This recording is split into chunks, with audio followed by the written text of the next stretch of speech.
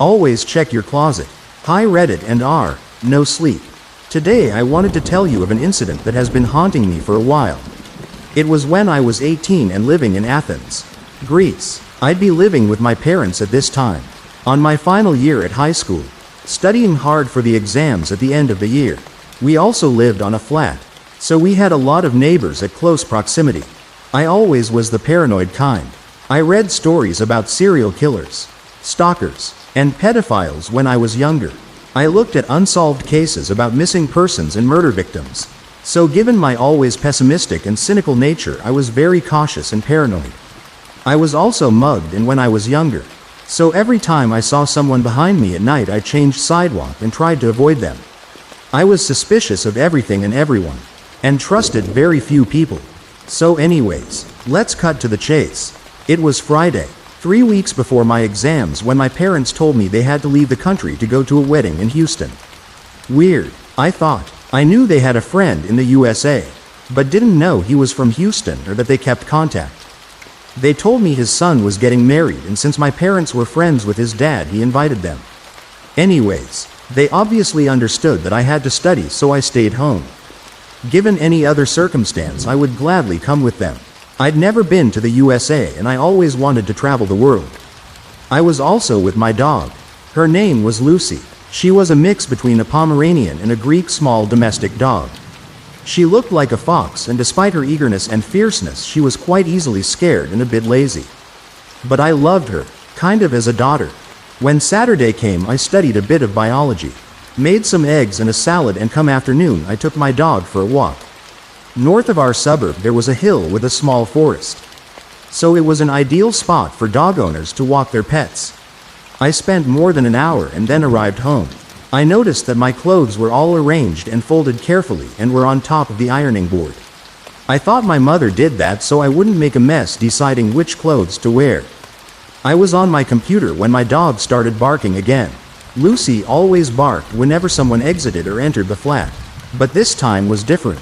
She kept barking in my room throughout the day and didn't stop when I told her to. Fuck it, I thought, and went close to the closet door. Maybe I forgot one of her toys in there and she wanted to play? At least that's what I thought at the time. However, what ensued was much different. I saw a man, not a fucking doll, a bloody man. He was wearing a vest and a mask. Only thing I could make out was his eyes. They stared back to me and were a shade of green. He jumped to me and threw me to the floor. I started to scream for help while he punched me, and I tried to resist. He made no sound except for some heavy breathing and grunts.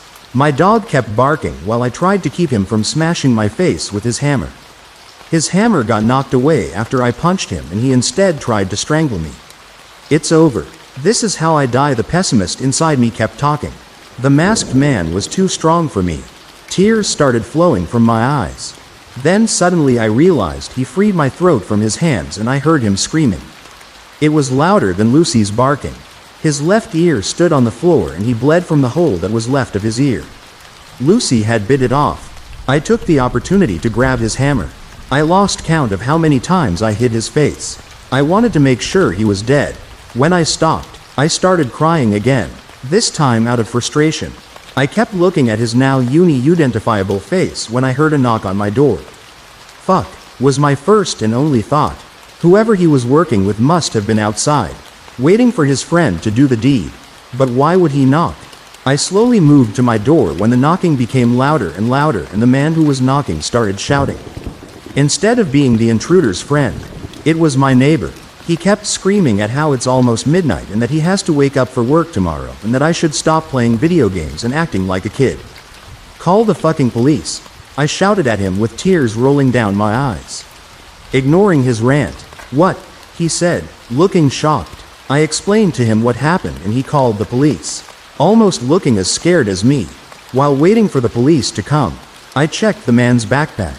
His arsenal included pincers, a Swiss Army knife, handcuffs, a screwdriver and more. I quickly realized had it not been for my dog, my brains could be all over his tools. However, when I took a look at what was inside a small bag, I almost fainted. The bag made a jingling sound and inside were dozens of keys. They all fit my apartment's appearance, and inside I found my keys as well. I double-checked my pocket to make sure they were still there. And guess what? They were. The fucker managed to get a copy of not only my keys, but of everyone's from my flat. I was not his first target and definitely not his last. My face turned pale when I saw the photographs of people around the neighborhood. They were taken by afar and from an odd angle. I called my parents since it'd be daytime in the US and to explain what had happened. Instead, they told me they were heading back the same day. My dad said that someone pulled off a prank and that the wedding never took place. He was mad at himself for wasting so much money and for not calling first to confirm the invitation. I shuddered. I couldn't believe all that was just a coincidence. I explained them the events that occurred and they were shocked. Told me we'd talk face to face. When the police arrived, they interrogated me for a bit. Asked me where I was during the day. If I knew the man. If I ever provoked someone and if I knew someone skilled enough to get copies of so many keys. I answered honestly, and the police thanked me while gathering the evidence and the man's body. After a week, we had changed our lock and advised my neighbors to do the same. While using my PC again, I noticed a USB connected to the tower. After doing some research and asking some experts, I came to the conclusion that a keylogger was planted to my computer. I immediately deleted all my social accounts, destroyed the USB and got a new computer. The police told me that they identified the man. He was living in a different area than mine and checked his apartment. He lived alone and his home was decorated with maps of Athens and other European cities. Plus a couple of pictures of disturbing content, didn't go to detail. They also assured me they'd look into any other possible victims and/or partners. After that incident, my parents reluctantly agreed to sell the house. They moved to the countryside and I moved to a different city after I entered university. I keep dreaming of the man with the mask and his bag of keys. What if someone has the keys to my current apartment and is waiting for the proper opportunity to strike? How did he know I was away at that time? Did I do something to him without remembering it? What if Lucy didn't bite him? The same questions kept popping in my head all the time. I was never a religious person, but every night I prayed to God he was acting alone and that something similar would never happen again. So far, my prayers have been heard, but the police never confirmed or dismissed my fears. The Everglades mysteries. Atlantic Dale is a shitty town. Mostly, that's one of the downsides of living so close to the borders of a world-famous wildlife preserve. It's the kind of place where you have to tolerate visitors asking if there are really alligators in the swamplands, or if they're allowed to take pictures of all the endangered species. We get a shit ton of obnoxious tourists. Most people threaten to pack up and leave after living here for more than a month. But none of them follow through, since rent is stupid cheap. We're that spot on the map you probably drove through on your way to the big show down south.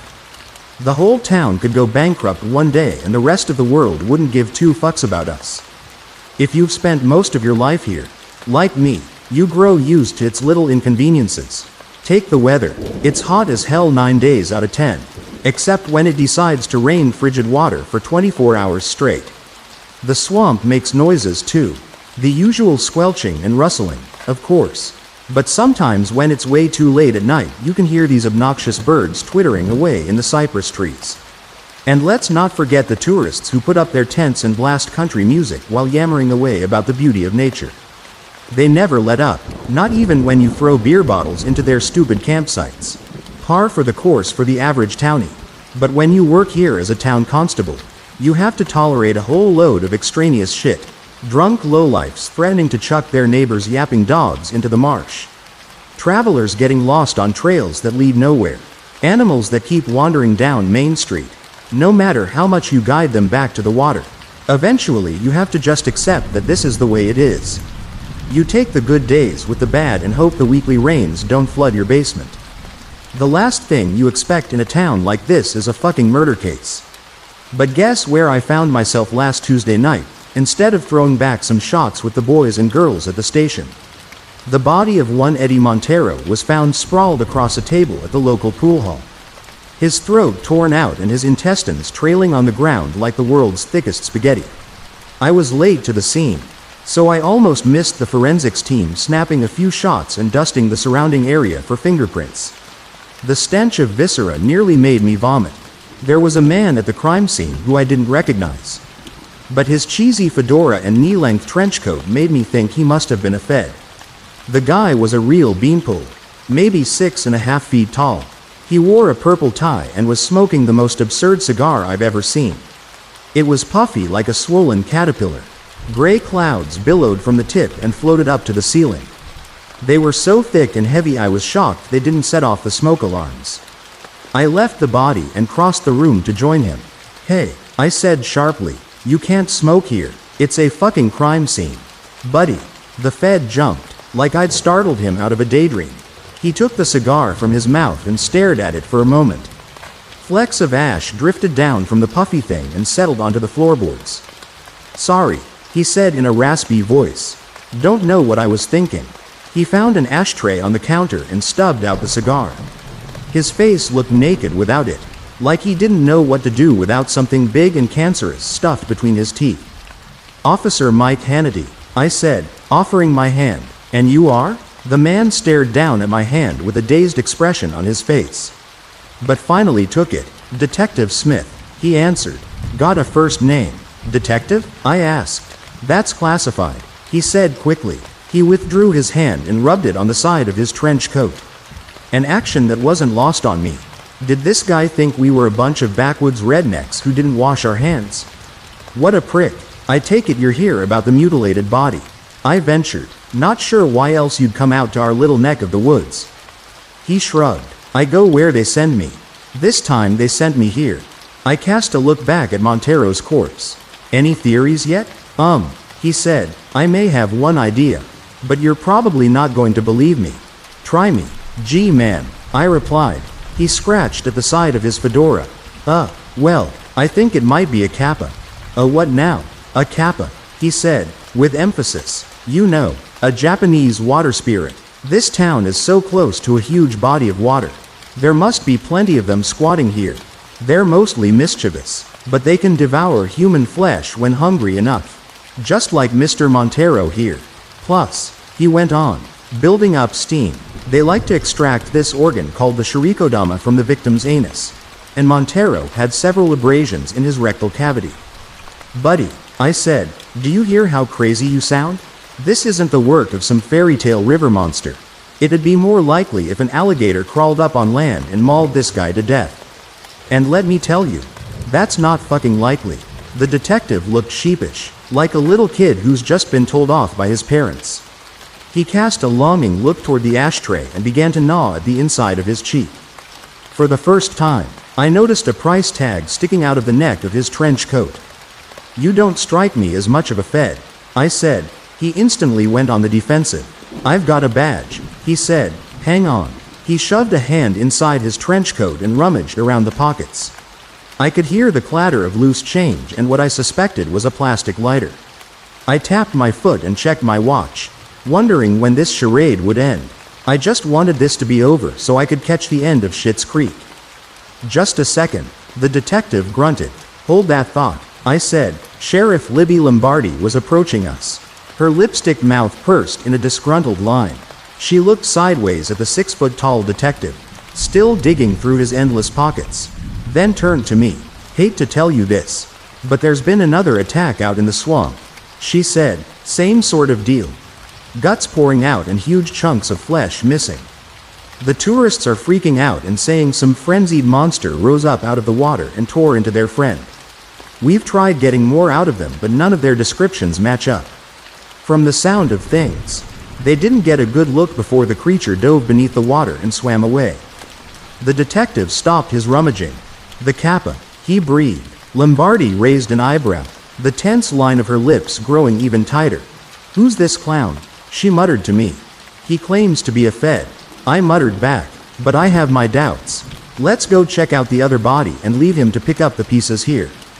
Libby nodded. "This one's all yours," she said to him, in a louder voice this time. "I'm sure the boys back in Washington will be happy to hear from you when you've cracked this case." "Wait," he stammered. "Shouldn't I come with?" "No," I said. "We got this." Then we turned and booked it out of the bar, leaving the very confused and hapless detective with the mangled remains of Eddie Montero.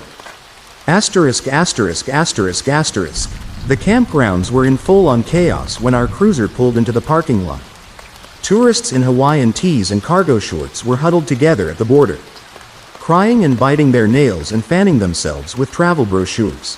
Lombardi and I left the cruiser and approached a group by the visitors center.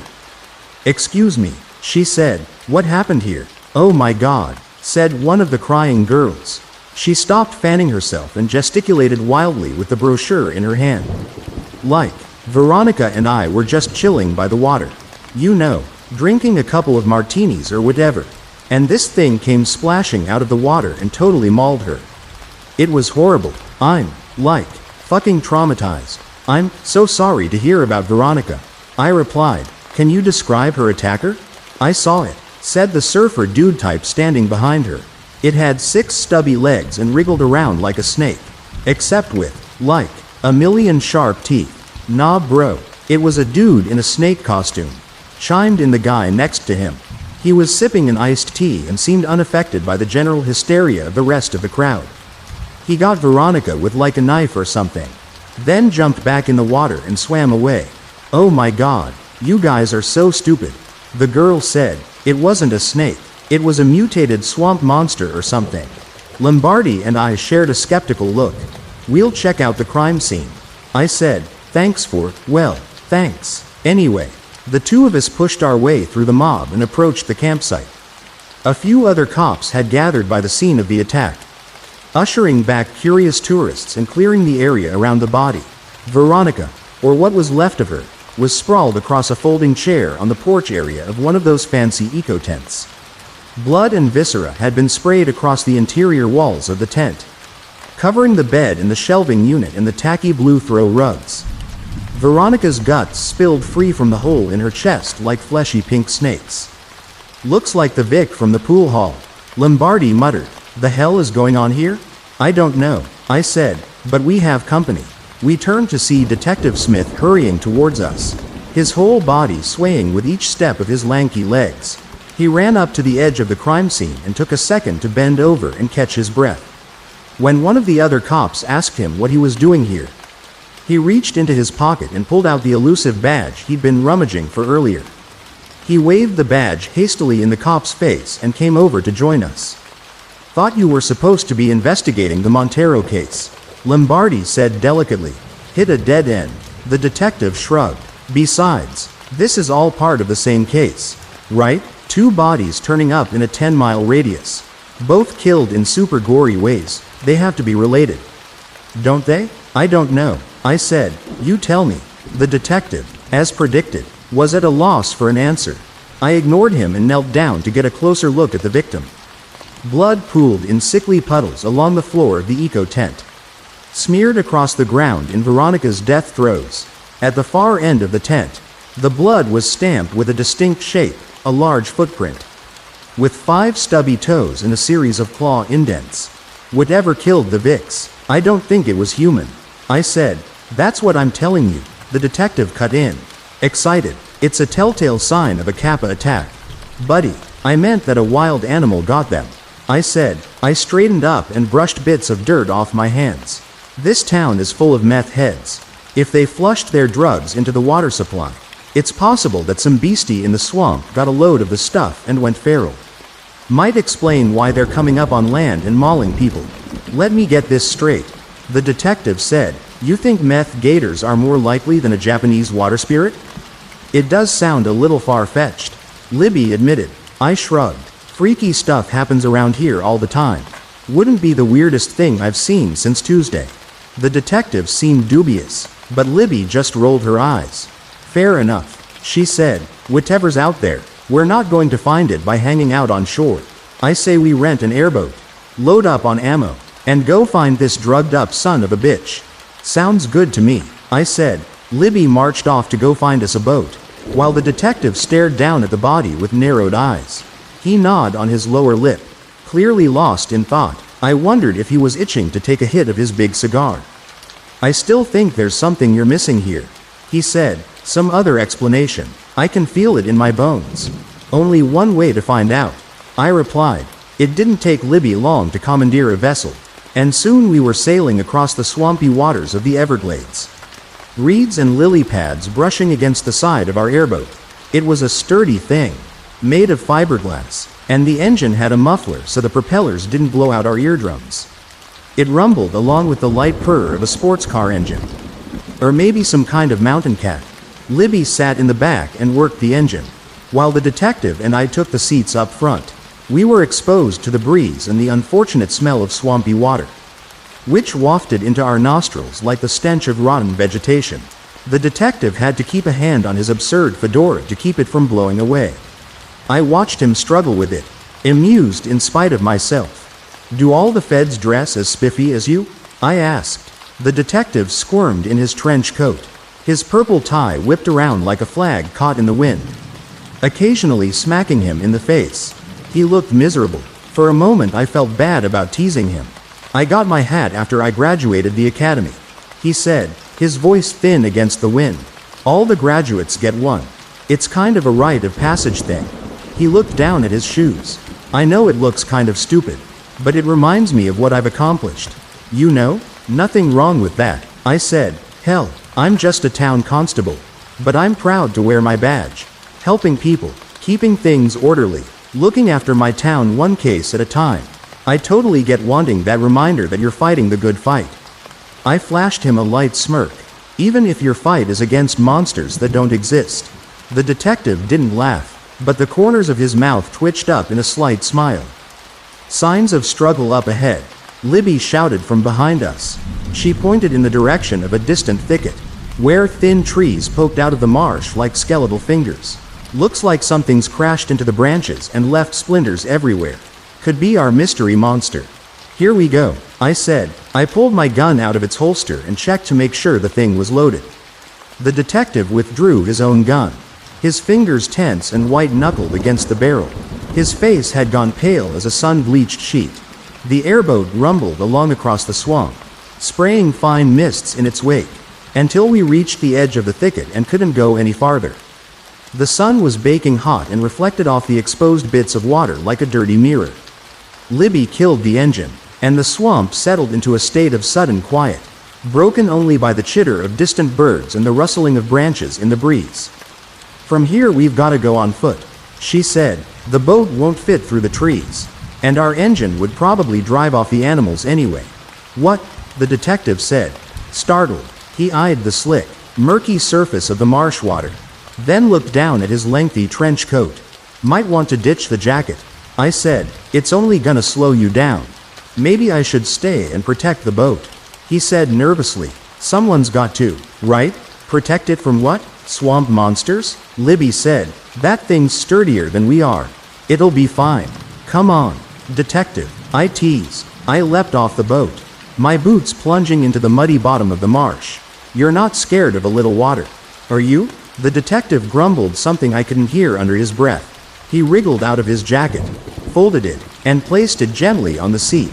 Then he took a deep breath, like he was planning to jump into the deep end of a pool, and stepped off the side of the airboat. His dressy shoes sank into the marsh with a splash. The guy was so damn tall that the top of the water didn't even come up to his knees. He shifted back and forth with a squelch, wrinkling his nose at the potent smell of the swamp. Libby leapt down after him, sending a ripple through the water. She waded through the marsh and ran her hands along a nearby tree. The whole thing had been snapped in half, its branches strewn across the surface of the water. Bits of splintery wood stabbed up at the sky. It looked sharp enough to poke a hole in you if you weren't careful. It wasn't the only damaged tree in the area, either. There was a rough path of splintered trunks and disrupted reeds stretching out into the marsh, their stalks bent and sagging. If this thing really is hopped up on drugs, it's going to be stronger and faster than your normal gator, Libby warned. "Keep your eyes peeled and don't lower your weapons. It'll take more than one shot to put this thing down." "Roger that," I said. I flicked back the safety on my pistol.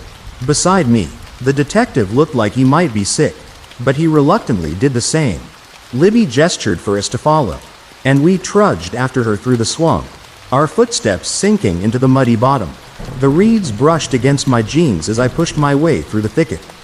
The trail of devastation stretched out into the depths of the swamp, a line of smashed-up trees that formed an erratic but recognizable path. The gator, or whatever it was, must have been flailing like crazy to leave such a mess in its wake. We squelched on and on, wading through the murky water. Sweat ran in rivers down my face and I could feel my cheeks burning. A few clouds drifted lazily across the sky, but not enough to block out the overbearing sunlight. Swarms of gnats buzzed and circled around our faces. I was grateful when we wandered under the cover of some taller cypress trees, the sun disappearing behind a patchy canopy of green. "I don't like this," the detective whispered. "It's too quiet out here. Shouldn't we hear some animals?" I put a hand to my ear and listened. Oddly, he was right. There wasn't a single chirping bird to be heard in the trees, or even the lapping of waves as gators and larger fish swam their way through the marsh. It was like we'd entered some kind of dead zone. Libby was drifting further away, still trudging along the path of bent and splintered trees. But I stopped where I was standing. The detective was right. I didn't like this one bit. "Get down," he shouted suddenly. I whirled around, only for the detective to launch himself at me and push me down with an oof of breath. The swampy water exploded outward in a sudden splash, and a massive, scaly creature came bursting out of the marsh, its toothy snout gnashing and chomping at the empty air. It was a gator, all right, but the biggest one I'd ever seen, easily 15 feet long and bulky enough to crash through a brick wall. Its snout was stained a deep red, and bits of intestine still trailed from its teeth, flapping through the air like streamers. My gun flew out of my hand as the detective drove me back and sent both of us crashing into the water. My whole head went under, and I sputtered as the swampy water flooded into my mouth, leaving a horrible, earthy aftertaste. I splashed my way back above the surface and wiped the filmy water from my face. The gator had slipped back beneath the marsh, but the waters 20 feet away were churning, as if set to boil. A huge, scaly tail emerged from below and slapped the surface, sending a spray up into the cypress trees. "Oh fuck," I uttered. The detective was rising to his feet, his whole suit dripping and covered with algae, and it looked he'd lost his bearings. I splashed over to him and shook him roughly by the collar. "We've got to get back to the boat," I yelled. "That thing's gonna maul us if we don't." He snapped back to the real world, water dripping like beads of sweat down his face. "It's too far away," he said, a touch of panic in his voice. "Where's your gun?" "I dropped it in the fucking swamp," I said. The thrashing of the gator was getting closer.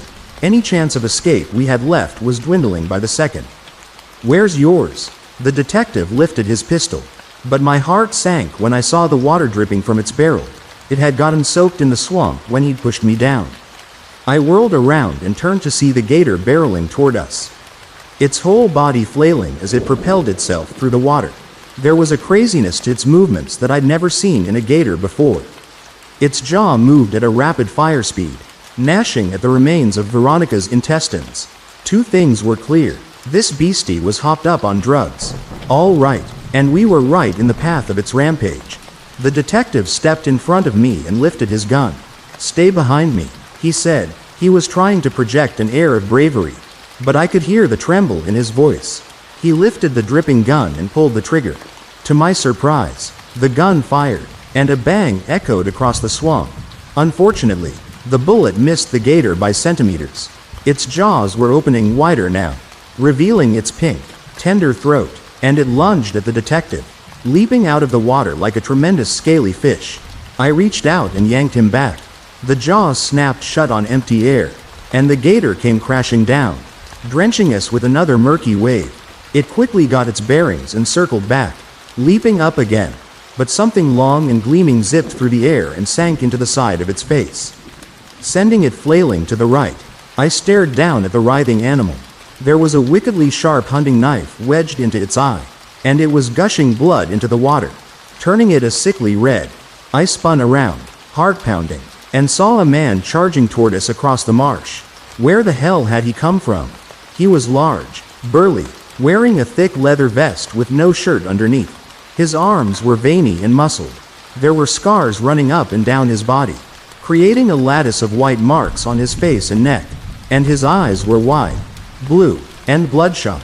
His hair was slick and greasy, and it blew behind him in tufts as he plowed his way through the water. He splashed past us and threw himself at the gator. The creature thrashed and flailed, but he wrapped his muscled arms around it and held on tight. I watched dumbly as the mystery man plunged into the marsh, somehow wrestling with the 15-foot monster. Beside me, the detective let out a sharp gasp of breath. "It's Florida Man. The hell are you talking about?"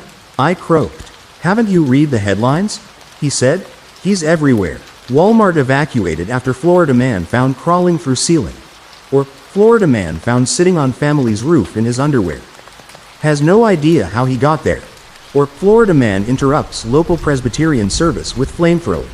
Or, I get the picture, I said. The man and the gator were thrashing away from us now, colliding into trees and snapping them in half with the force of their struggle.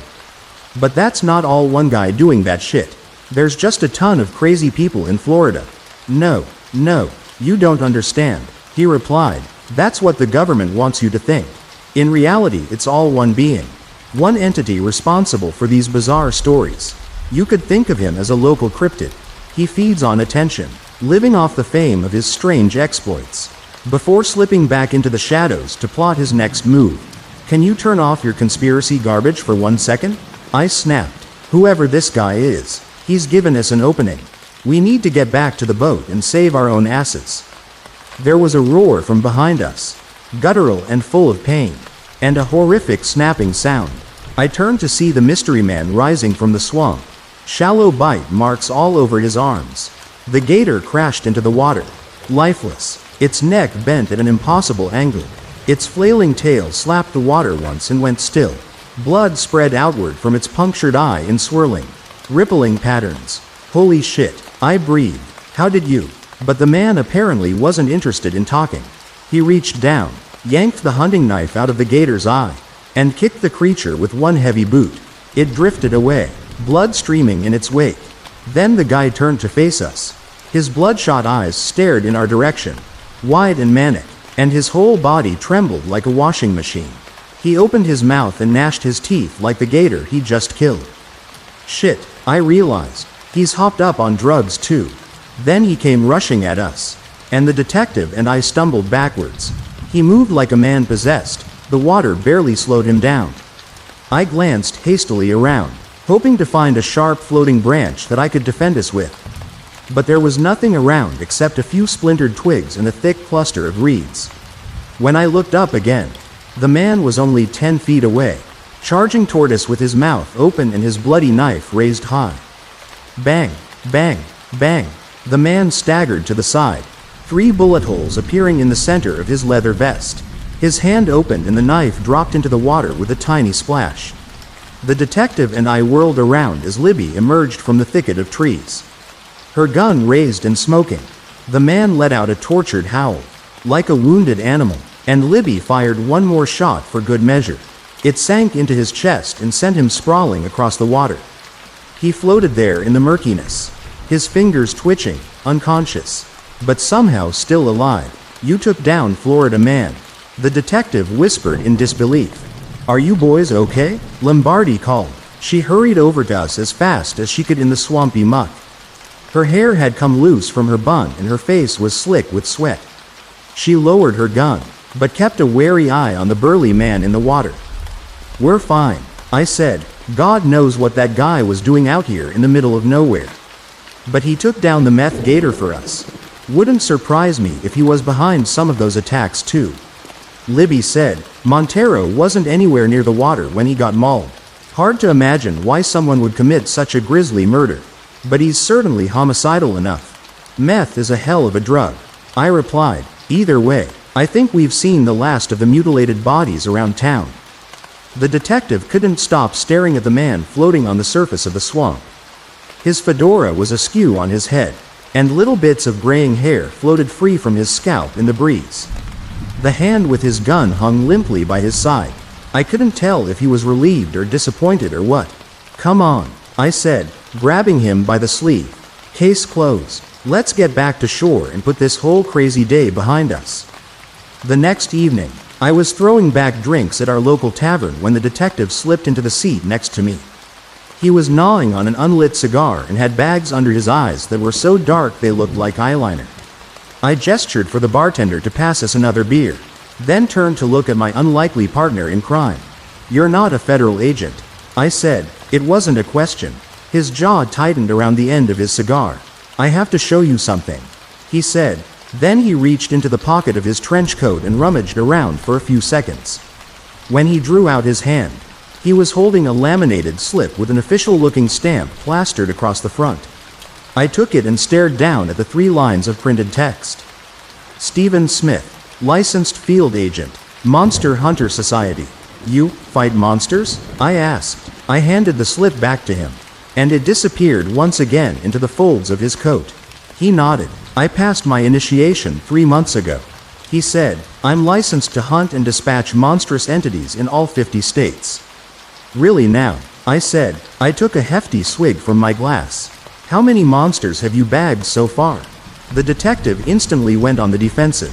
"Well," he said, "there was that time we thought the Jersey Devil was terrorizing motorists on the Garden State Parkway. But it turned out to be a very large mutated bat. And then there were all the creaks and moans and banging noises in my hotel room that I assumed must have been a poltergeist. So I looked into that. And, let me guess," I said. "The couple in the next room had a pretty adventurous sex life." The detective hung his head sheepishly. "So you're telling me you've never actually fought a real monster?" I asked. "I mean," he said, "not technically, no, but I know they're out there. All those strange sightings, those missing person cases, all those unexplainable phenomena that people report, they can't all be hoaxes. And if I can stop whatever's out there from hurting innocent people, well, then I'm doing some good in the world. I can make a difference. It's all I've ever wanted." "You know, I get it," I replied. "And hey, maybe you were onto something with that cryptid theory of yours. I saw the headlines this morning and they were pretty crazy. Florida man survives 4 bullets to the chest with minor scarring. Sounds pretty inhuman to me." The detective smiled. It was slight, but I saw it. "I'll leave that one to you and the local law enforcement," he said. "Not sure I'd be much help in this case.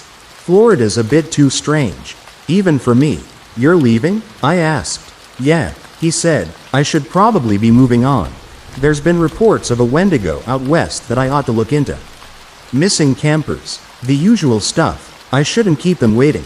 The bartender finally arrived with our second beer, but the detective rose from his seat and politely declined. He brushed invisible specks of dirt off his trench coat and smiled at me beneath the brim of his fedora. I smiled thinly back. "What if we do start seeing monsters around here?" I said, half joking. "Can I count on you to have our back?" The detective shrugged. "I go where the society sends me," he said. "If the time comes, and you do really need my help, I'll be here, I promise." I lifted my glass in a toast. "Here's to next time, then," I said. He nodded, plucking his cigar from his mouth in a light salute. "To next time," he echoed. Then he left, striding toward the exit with his hands tucked into his pockets. I sipped from his abandoned beer and watched him go. He pushed open the door and ducked under the low frame, the top of his fedora just barely brushing against the wood. Soon there was nothing left of him except a silhouette among the car headlights and falling rain. Then the bustle of the tavern settled in around me, thick and heavy, and I found myself alone at that empty stretch of bar. You know that viral story about crows leaving gifts? Sometimes it's not about what they give, but what they take away. Recently I saw a viral post about crows leaving gifts for people, and it reminded me of something that happened when I was a kid. No one believed me then, but after seeing that viral story, maybe someone will now. When I was young, my friend Madison taught me all about crows. She used to leave peanuts and table scraps on her windowsill for them each morning.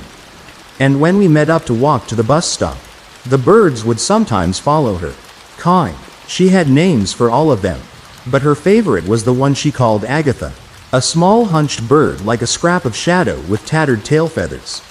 Every morning Agatha and the others would caw outside Madison's window until she set out food. And sometimes when she got back from school she'd find they'd left her things in return. Soda can tabs, pebbles, bits of foil, acorns. It's treasure to them, she told me. They love shiny things. See how this blue button sparkles? Or the time they left a metal bottle cap. I laughed and said it was garbage and was going to toss it out. But Madison told me, never ignore the gifts of crows. She took the bottle cap and all the other things and wrapped wire around each object to make a sort of charm bracelet. which she wore everywhere. Other kids teased her, but I always thought it was sweet. How she had such a bond with the birds. Then one day she disappeared. People looked everywhere. She'd walked down the lane to the bus stop alone and never arrived at school. I was sick that week with the flu. Police canvassed the neighborhood. I still remember how the police came by and asked my parents questions. Asked about the neighbors. And my parents briefly called me out so they could talk with me about the route Madison and I took to the bus stop. That was when I learned she was missing. I don't remember much about their questions. Just that I sat there, bundled up in a blanket and occasionally coughing. Stunned and feeling like it must all be some terrible joke and any moment now Madison would be at my window knocking and asking me to play. The police advised my parents not to allow me to walk alone to the bus stop anymore. I heard a caw and glanced at the window. A crow was perched in a tree outside. Will they find her? I asked my mom, even though I knew she had no answer. No one did. The days passed and there was no trace of Madison, and on Monday my mom drove me to school. It seemed I would no longer be taking the bus. I convinced my mom to get some almonds and I snuck over the small fence and up to Madison's window and put the almonds on the sill. Because I figured she'd want me to feed the crows while she was gone. I still kept hoping for her. Though with each day that hope died a little more. I felt so incredibly sad. For the crows. For Madison. About a week after her disappearance I found a penny and an acorn there on the sill.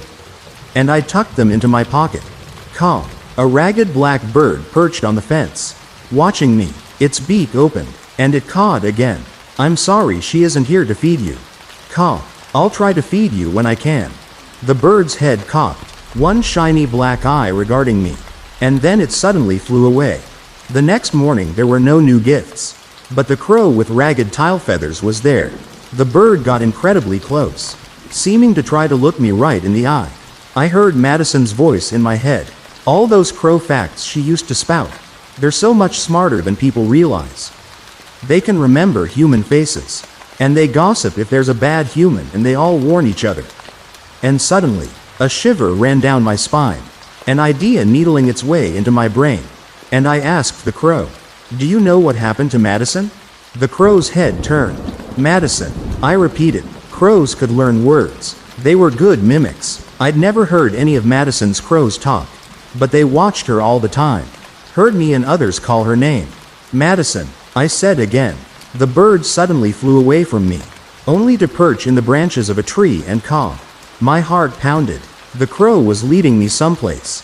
It was a cold, damp November day. The clouds hung low and heavy in the sky. Mom would worry if I was gone too long. But I didn't care. I hurried over the wet leaves and into the woods. Nothing mattered except finding Madison. Whether she was alive or... I didn't want to think about it. But it had been a week by that point. The crow with ragged tile feathers flew off every time I neared its perch, drawing me gradually deeper into the dark woods. Tree branches blotted out the sun and I noticed more birds, perched like black leaves on skeletal fingers. I stopped when the crow I was following landed on the roof of a house. It was a beaten-down old house surrounded by junk, tires, the wasted remnants of what might have once been a vegetable garden. The posts holding up the front roof on the porch were splintering. The stairs to the front door bowed and the paint on the door peeling. A pickup truck sat in the gravel driveway that wove through the trees toward the paved street somewhere beyond. I knew this house, or I should say, I knew of it. It belonged to a man named Crandall. But Madison and I called him the staring man. Because apparently Madison had caught him staring at her once or twice when she had walked past his property. It was because of her remarks about this that my parents, and hers, made us walk to the bus stop together. But we didn't really know much about him, other than that he was a recluse and looked like he was in his 30s. As far as anyone knew, he was law-abiding and had no criminal record. I didn't like him, but police must have already questioned him and found nothing, because I saw smoke drifting from his chimney. Caw. The bird eyed me. Its compatriots, perched in the trees around us, also looked down at me. I felt certain they had led me here, but there was nothing I could do on my own. So I rushed back home and burst through the front door and announced to my parents that I knew who'd taken Madison. They contacted the police, but when I told the cops about the crows leading me to Crandall's house, they burst out laughing at me. "Kid, they probably just wanted you to feed them," said the cop who seemed to be in charge. He assured me Crandall's property had been thoroughly searched. My parents apologized for wasting their time, and after I retreated to my room, I heard them all speaking in hushed voices about how kids work through this stuff in their own ways. There was only one thing left to do. I had to go and find Madison myself. The next day was a Saturday, and my parents usually slept in on weekends, meaning I'd have at least a few hours before they'd come searching for me. I got up early and slipped my shoes and coat on and went out. The faint red and pink of dawn spread through the sky as the sun rose behind the trees. As usual, I brought some food for the crows. I'd even tried to make a necklace of their gifts to me. Though I wasn't as artistic as Madison, I saw several crows in her yard, waiting for me. I told them good morning and scattered peanuts for them and said Madison's name several times, loudly, and then I crossed the yard and went into the woods, taking the route the crows had shown me before. Crandall's house was a good hike away, and it took some time before I at last arrived in the right area. As soon as I saw the dilapidated beige siding, I slowed, suddenly very aware how loud my crunching steps were through the fallen leaves. A few crows watched me. I didn't even know if these were Madison's crows or different ones. The woods were full of them this time of year. I didn't see the ragged tile feathers of the only one that I could recognize, the one Madison called Agatha.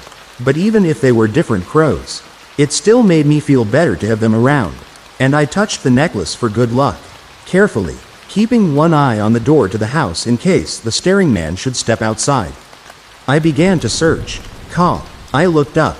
Disheveled tail feathers, as hunched as ever. Agatha watched me from a branch, cawed, and took off. My heart raced. I followed the bird. We ventured deeper into the woods around the house, and finally it perched on an old fallen log. The soil nearby had been disturbed. I could see even with the leaves all over, and the crow was pecking at something. A faint spark of light. A soda tab, I realized. A soda tab with a bit of wire looped through it. The blood pounded in my ears so hard it was like a roar. A rushing waterfall cascading through my veins. I could hear nothing but that sledgehammer of my heartbeat, ringing through my ears like a gong as I reached forward a shaking hand and pulled from the leaves Madison's charm bracelet. Then I squatted and began to dig through the soil with the crow perched just above me on the dead tree, watching me.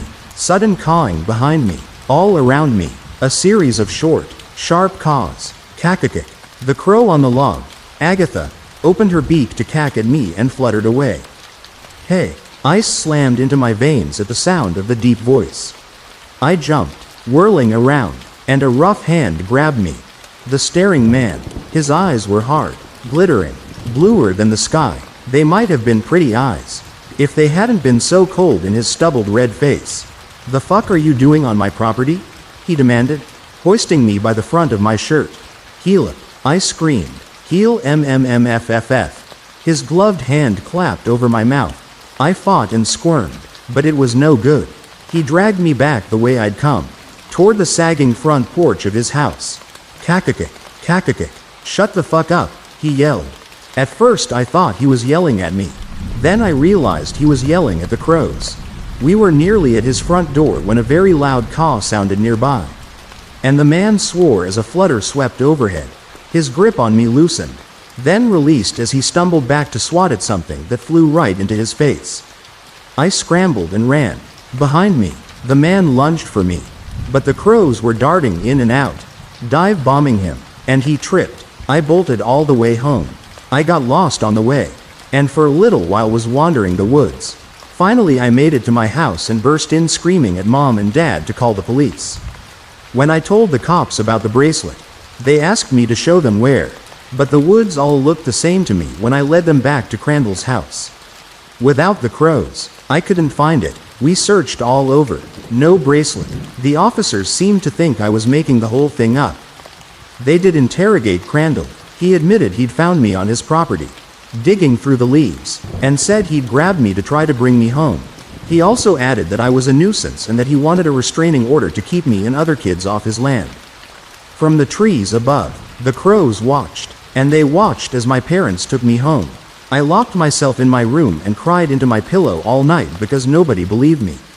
which meant Madison's disappearance would forever remain unsolved. To this day, her disappearance is a cold case. I never recovered the bracelet. Either it's still lost in the leaves, or Crandall disposed of it. I know that's not a happy ending.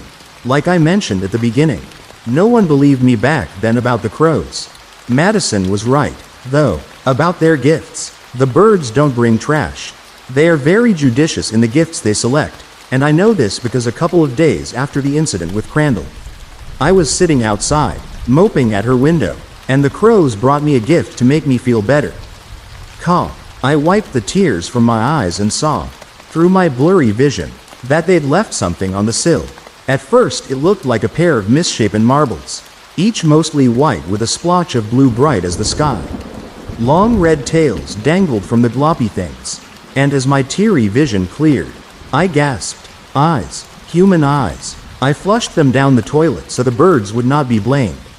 Since then, I keep every one of their gifts, each precious charm worn around my neck like a blessing. My mother loves true crime. I never thought I'd be one of the people to write a story here.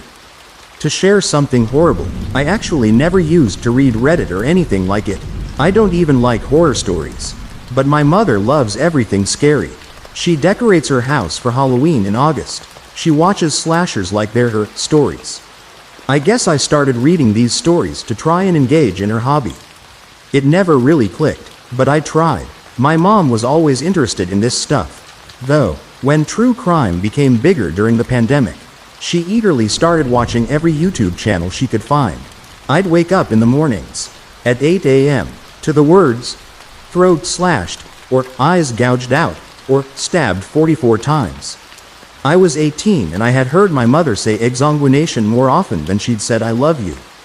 I know that sounds dramatic, but not only is it true, it's frighteningly relevant. I saw less and less of the woman who had raised me, and more of an empty shell with nothing to fill her but the horrible words coming from our TV at all hours. My dad wasn't in the picture. He hadn't been for over 10 years, for reasons I won't go into, but I know he was depressed. It was just me, my mom, and the TV. Once, when I had managed to drag her out to a doctor's appointment, I joked that the TV was my new dad. She just looked at me with her tired eyes. No anger or humor. And I didn't say anything about it again. I began to wish for her to get angry at me, to do something, to feel again. I regret that now. The thing about true crime, beyond the obvious that it's true, is that most of the cases that get sensationalized are unsolved. I read somewhere that there are as many as 50 active serial killers in the US at any given time. Of course, that means a lot of them don't get reported at all. But the ones that do, and the ones that aren't solved, get turned into televised candy for bored housewives. Exactly a month ago today, I woke up to my mom doing the same thing she did every morning, drinking her coffee and watching a video on YouTube. "Hey, Mom," I said, expecting no response. It was almost startling when she snapped her head towards me and grinned. "Hey, Em," she said, cheerful. It was the most emotion I'd heard in almost 2 years, and I admit I was a bit nervous by the sudden change. "You want to watch this with me?" she asked, gesturing at the television with her coffee mug. I'd bought it for her a few years ago. It said, "#1 Cat Grandma." A stupid joke, and an upsetting one. My cat had ran away a few months ago. But I can't pretend that I wasn't also a little happy to finally be invited into this secret world my mother languished in. She wasn't antisocial, but I wouldn't say she liked talking during her stories. Maybe a few comments here or there, but mostly to herself. I sat on the couch. Instead of continuing the video, my mother clumsily navigated the Roku remote control and began a new one. A glance at the video info said it had been posted around midnight, 8 or so hours ago. She patted my leg awkwardly as the video began. I smiled a little weakly and then focused on the TV. I was honestly confused by her enthusiasm. She practically vibrated with emotion as we watched the opening scroll. It was the usual stuff. The name of the channel, redacted, then the name of the episode, and a few words about Patreon.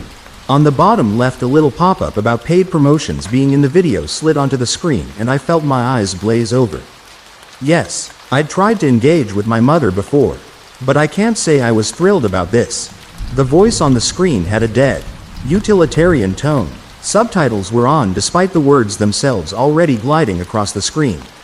I recognized Windows Movie Maker style transitions, and almost laughed. Today's story is pretty unique to the channel, says the man's voice. Most of the cases we discuss on Redacted are old, cold cases, but today's is as fresh as a daisy. It was a bit strange to hear someone talk about what was probably a terrible crime like it was the latest fashion. But I digress. He continued. In the sleepy town of Costini, Maine, a gruesome scene was discovered on May 12th. I stopped. Costini? Is that why my mom wanted me to watch? It was the town next to ours, only a few miles drive to the west. I must have made a face. My mom turned to me with a huge grin, nodding her head and never quite meeting my eyes. 2 homeless men were found dead, their throats cut, their bodies stashed in a dumpster behind a local grocery store. The funny thing is the killer obviously had trouble getting the bodies in there. They built a makeshift stairway with old pallets. No DNA was found at the scene, beyond the victims, which honestly was everywhere. The killer rolled them up the stairs like old rugs. On the screen, an amateur-ish recreation of the scene drawn in Photoshop popped up for a moment. Then, "All right," said the voice. "Here's a message from today's sponsors. Audible is." I turned to my mom. She still looked thrilled to be sitting there watching it with me. She had more color in her cheeks than she had in over a year. Her blonde hair, streaked with gray, was brushed and pulled into a fancy bun. She'd stuck a blue pin through her hair. It was a dragonfly styled in faux-stained glass. I'd gotten it for her on her 50th birthday. There had been a real sapphire tucked away among the blue and white painted glass. It had fallen out, but the hairpin itself was still beautiful. The blue in her gray blonde hair made her look 10 years younger. After the sponsorship spiel was over, we finished the video. It was pretty cut and dry. The only real shock was that it had happened so close to our house. The police had no leads, and the video ended up with a number to call in case there was any info. So, my mom said, "What did you think?" "Oh, I said, not really sure what to say.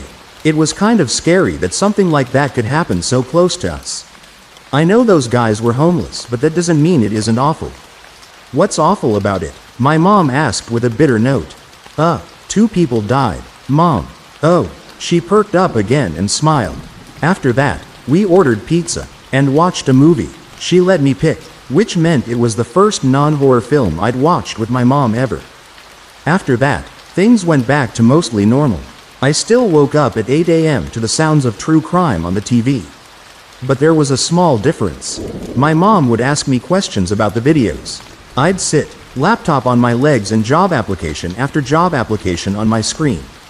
And she'd ask me if I thought the killer might get caught. If he or she was smart enough to elude police. If fingerprint evidence was enough to catch someone. I didn't really know, but even though it was still about her hobby, I responded. I even felt myself starting to get into it. It was almost like a soap opera. Even though you knew the content was bad, it sucked you in. Until tonight. I'm writing this from the bathroom. My mom thinks the food we ordered didn't sit well with me. But the truth is that I am fine. At least physically. I had decided to actually start watching the videos ahead of time, so I could answer her questions, get more info, and gain some knowledge about this hobby of hers. I reasoned. It wasn't her fault she was bored. It wasn't her fault she was retired and the world had gone mad and there was a pandemic. I'd loaded up the video as soon as it popped up. The same channel that had started this whole mess. Windows Movie Maker. A pop-up telling me there was a paid promotion, and 2 more bodies. More homeless men. The voice on the screen had more pep to it. He was happy that there were now 4 bodies.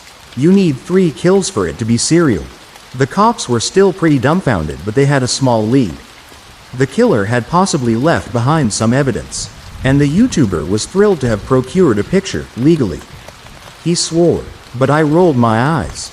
As the image slid onto the screen, I felt my stomach fall. It was a small plastic baggie. Picture taken by an inexpert hand, probably with a phone. Inside, a tiny sapphire, glue still encrusted on the side where it had fallen from its setting. Help me, Turnbull Canyon. I am not much of a writer, but I know this is the place for my experiences on Turnbull Canyon. There is harsh language in this story. Background. I went to college in the area and would frequent Turnbull on smoke runs as well as the occasional joyride in my friend's car. The main road is littered with winding roads and hairpin turns on the edge of steep cliffs. You ascend a barren ridge which leads to some sparse housing, fire roads, and eventually to Hacienda Heights. Aside from it being a local racing landmark, Turnbull is also notorious for paranormal and cult activity. There have been numerous unsolved murders over the years as well as stories perpetuated through blogs. Both occult and racing related. Some tales are fantastic and unbelievable, like one I heard about a driver who was chased by a coyote on its hind legs after being run over. However, there are also some chillingly real stories. Like what happened in 2002 when a 17-year-old girl who was trying to get her friend out of a cult was tortured, killed, and then dragged from a car for 4 miles before being dumped. http://www.whittierDailyNews.com/c_4231512 yodid equals search www.whittierDailyNews.com closing square bracket. There are local explanations and folklore for the evil, ranging from an abandoned insane asylum, plane crash, and cult sacrifices, to ancient Native American battlegrounds. Fortunately, the experiences my friends and I have had there are tamer, but still freak me out whenever I think about them. When I heard the third and fourth-hand accounts, I brushed it off as BS. But as I progressed through college, the degrees of separation between the account and storyteller began to diminish. Pretty soon, people I knew were telling me about bizarre occurrences that happened to them on Turnbull Canyon. This finally culminated in my own experience, to which I still have no logical explanation. Dan was an adrenaline junkie. You can imagine how he felt when he got a new Subaru STI and moved to Whittier, entrance to Turnbull. He would spend hours hauling ass up and down the treacherous road that claims at least one fatality a year. http://www.insidesocal.com/svcrime/2011/07/2-killed-in-solo-crash-o.html closing square bracket closing parenthesis. It was not long before he had a strange experience. There were 2 spots on the canyon where his car would turn off completely for no reason. This was most frequent between midnight and 7 a.m. He took the car back to the dealership to see if it was a mechanical error. There was nothing wrong with the car. Dan also used to get up early and park his car on the side of the road to watch the sunrise. From his favorite spot on Turnbull, the sun rises next to a dilapidated water tower which rests halfway up a ridge on the opposite side of the canyon.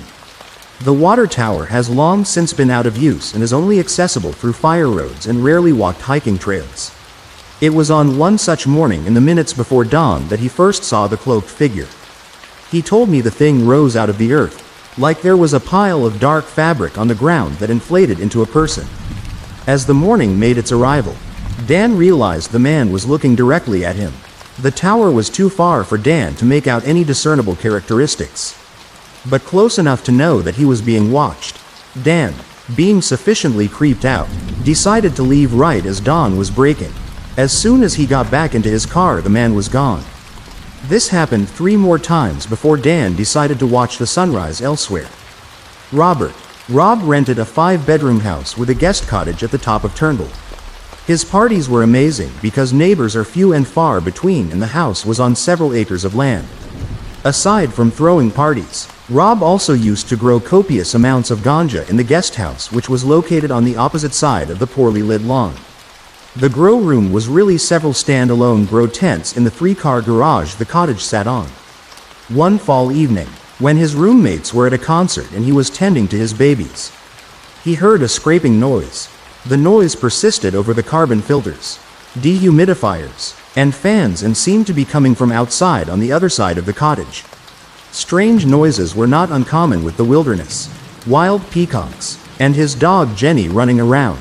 However, the combination of his paranoid personality, commercial grow operation, and the sativa he had been smoking on had him spooked. He sat in his tent, shiny with 1,000 watts of high-pressure sodium, for half an hour in bloodshot fear. As soon as he got the courage to move, the scraping stopped. He stood in the doorway adjusting to the darkness and called for Jenny.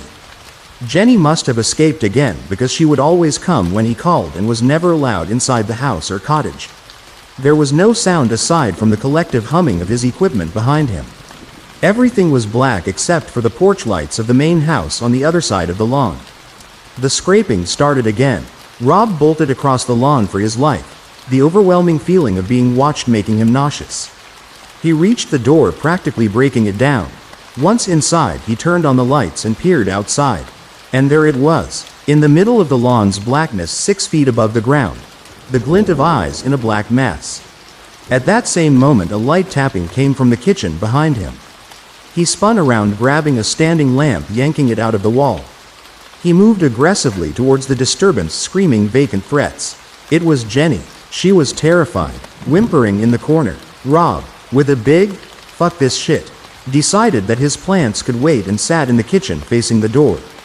IKEA lamp in one hand and whining dog in the other, he waited until his roommates returned. When they got back from the concert, Rob asked one of them to go with him while he finished tending to his crop. When he got to the last tent in the grow room, Rob noticed some odd marks in one of the wood panels. Below the marks were a few pieces of sharpened bone from a small animal. Halloween. There were 3 of us total: Dan, Dee, and myself. Dee was hammered and Dan was too proud to drive anything with less than 200 HP, so I was left at the helm of the gold 1987 Volvo station wagon. We were leaving a Halloween party and were on our way to Rob's first session to end the night. It was clear and crisp, and for once in LA you could see the stars. It was 3 a.m. We were halfway up Turnbull when we rounded a sharp corner to a snow-covered road. For 20 feet and as wide as the road was an inch of dirty snow. I slowed down and instantly the car turned off. Dan flipped shit in the back seat. "I told you, turn around, we need to get the fuck out now." I turned the key and brought the tank back to life. I was about to address the fact that the road was too narrow to turn around when Dee solemnly interjected from the passenger seat. "That's not snow." It wasn't.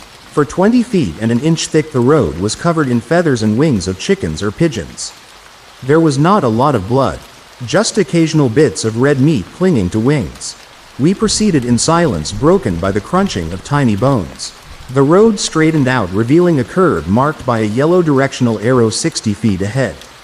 There was something glowing dark red right above the sign. We got closer. I looked directly at it. I couldn't stop. I remember being able to feel my heart pounding in my head. Death was inevitable. Fear is what it looked like. It took over and I started slowing down as we neared. I had the closest view of the thing.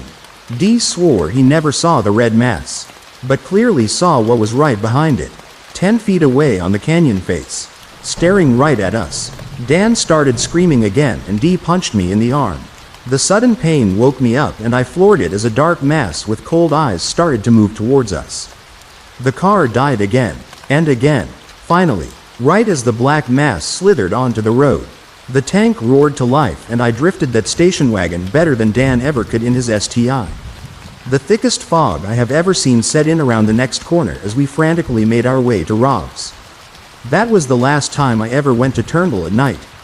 Stockholm Syndrome. For most people, the day after Christmas is when they wrap presents for those less fortunate. On the front of each present might be their surname, perhaps a cheery wish scrawled underneath. There's never a return mailing address, because it's always easier to do one deed and believe it done. My family wasn't any different.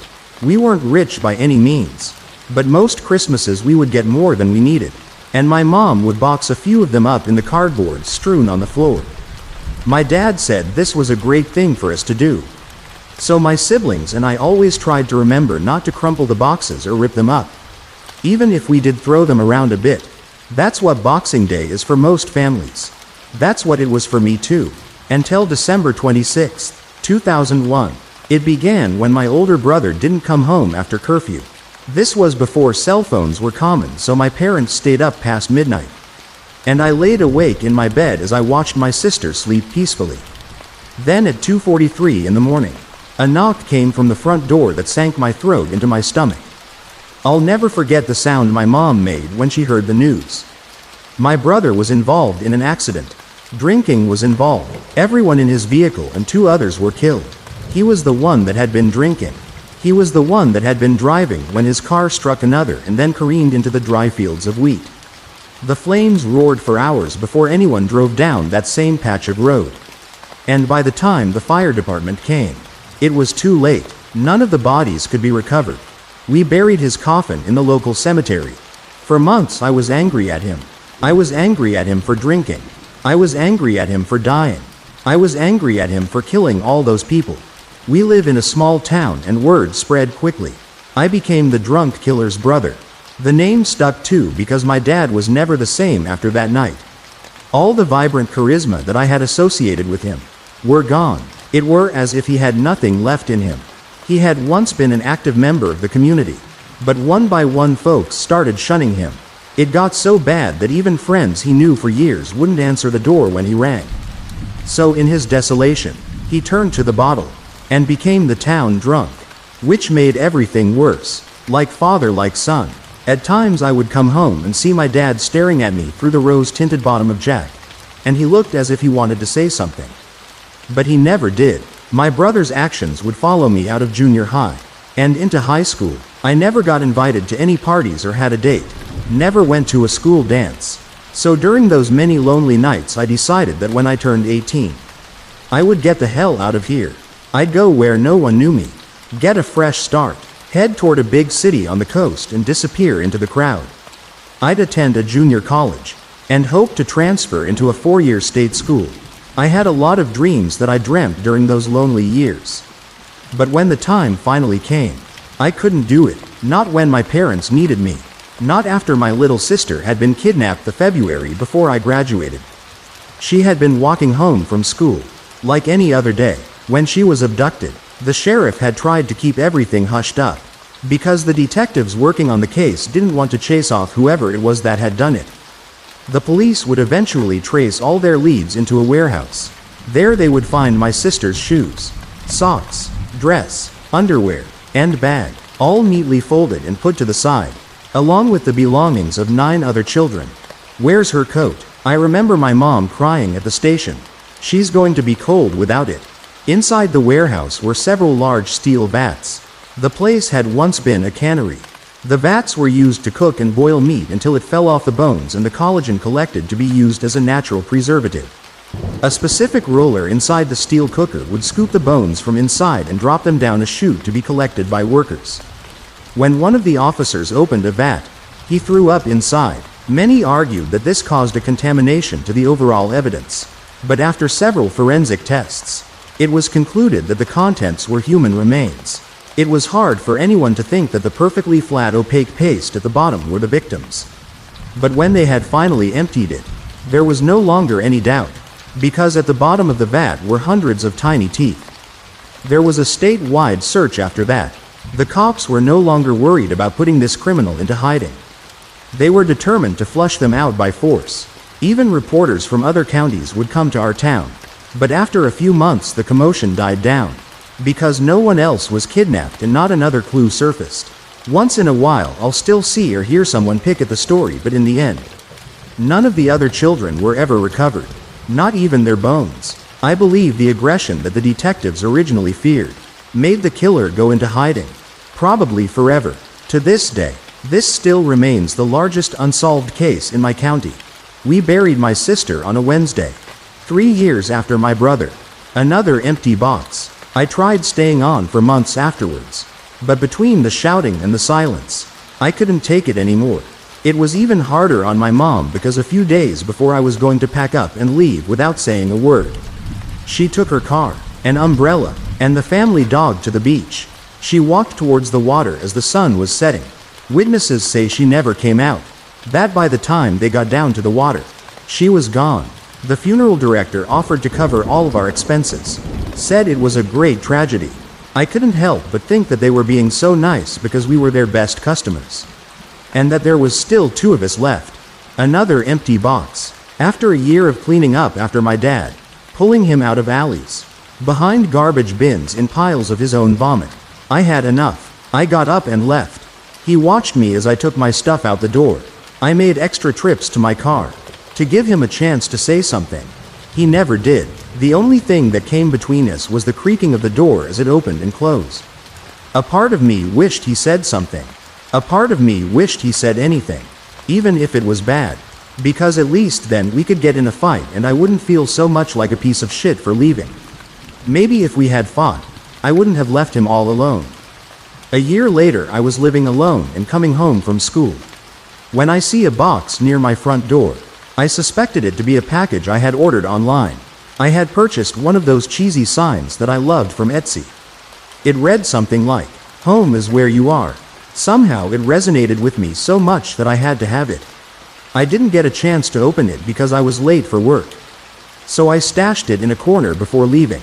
When I finally got back to my apartment, it was nearly midnight. I was coming through the front door and pulling off my shoes when I nearly tripped over the box.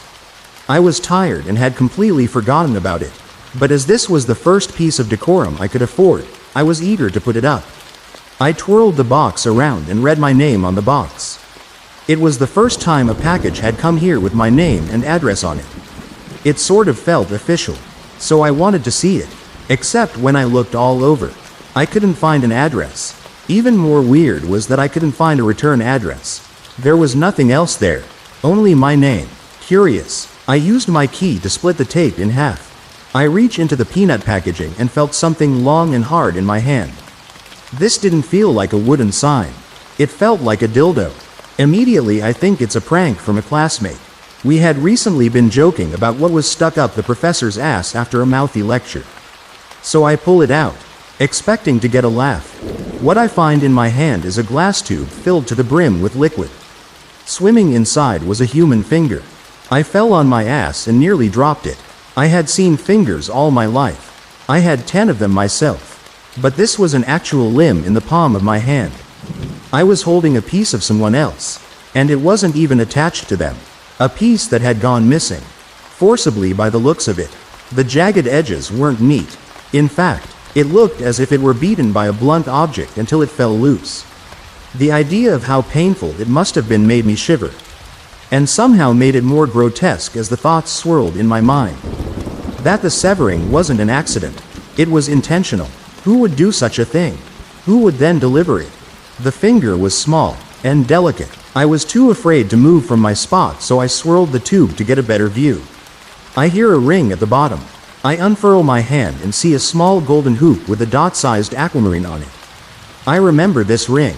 My sister had begged my dad to buy it for her birthday. And she wore it every single day, changing it between her fingers as she grew up. First it was on her thumb, then her middle finger, ring, and pinky. I immediately got into my car and drove back to my old house.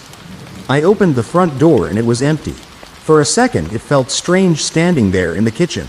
But I hadn't driven 3.5 hours to look at the furniture. I went into my sister's room. Nothing had changed. Not a book or sheet had been moved. Everything was exactly how she had left it the morning before she disappeared. I walked over to the shelf and pulled out an old scrapbook. I flipped through the pages until I found it. It was a handprint painting that she'd done in class. It was old and dried. I remember it because she showed it to me after school, saying that this would be a good way to remember her. At the time I just thought it was a stupid water painting that the teachers made the kids do when they couldn't think of anything else. Now I know better. Kids don't usually have official fingerprint records. Not until they're older. What happens if they go missing? Someone ingenious found a way to skirt all the red tape by making it into an activity. Finger painting, turkey hens, butterflies. I pulled out the paper and found an ink pad for her plastic stamps. I took the finger out of the tube and rolled it on my dry shirt, and made an imprint next to her handprint. It was a perfect match. I drove back to the city and by morning I had convinced myself to take it to the station. I was sitting at the precinct with the box in my lap when I remembered that the cops already blew it. They forced the criminal into hiding. Who knows how long before he emerges again when they fuck it up. They were never going to find this murderer, and my sister was long dead. If I reported it now, they would stop sending me the pieces. More than anything, I wanted justice, but if I couldn't have that, then at least I wanted my sister back. What was left of her? Just so I had something to bury, even if it were selfish. I was tired of empty fucking boxes. I left the police station that day and went home. The coming weeks I waited for another box.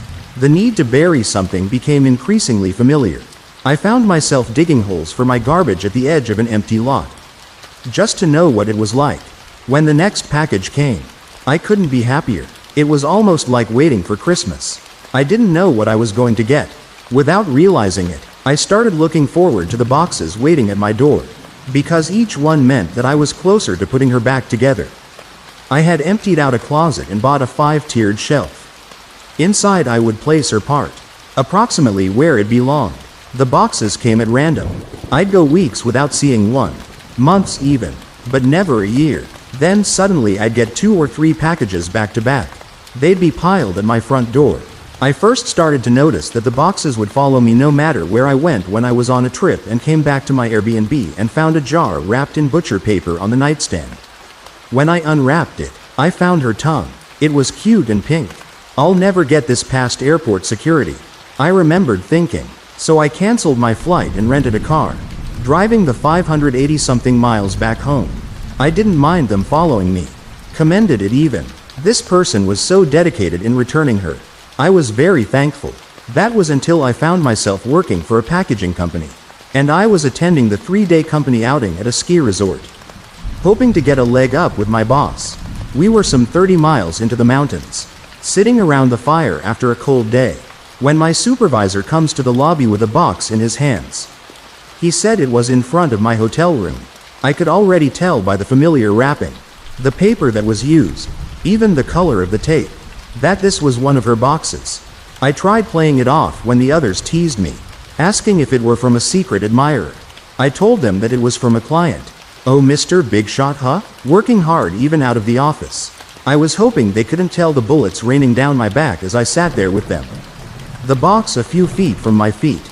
Their every hand twitch making me scream as I hoped no one would try and open it. I didn't last 10 minutes before I faked a yawn and told them that I was going to call it an early night and headed up the elevator. When my floor finally came, I ran toward my hotel room. I slid in my keycard and slammed the door behind me. My hands were fumbling as they ripped the box to pieces. Inside I find another glass tube. It's just another finger.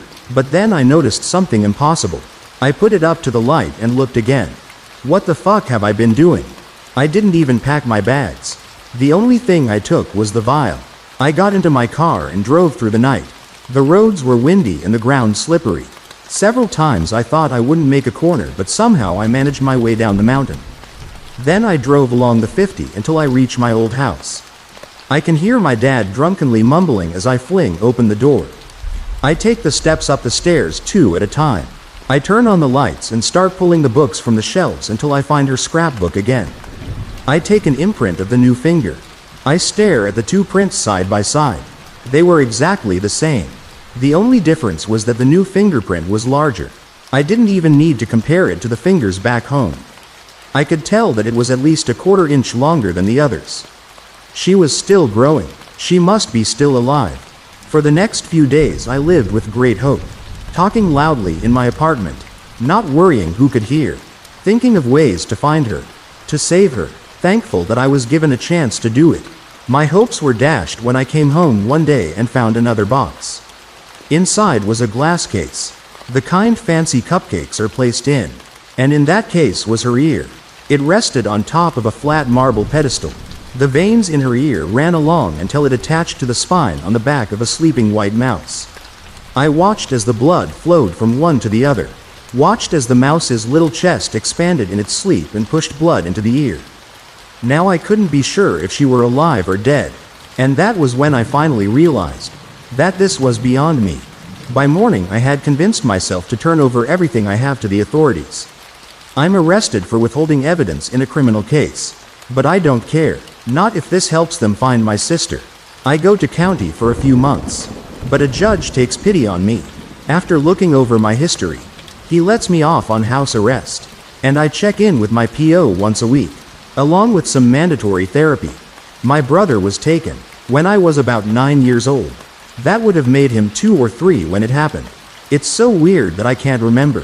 Tell you guys the truth, I can't actually remember what he looked like, save for the small pictures around my mom's house. She keeps them on her shelves and tables, in his memory.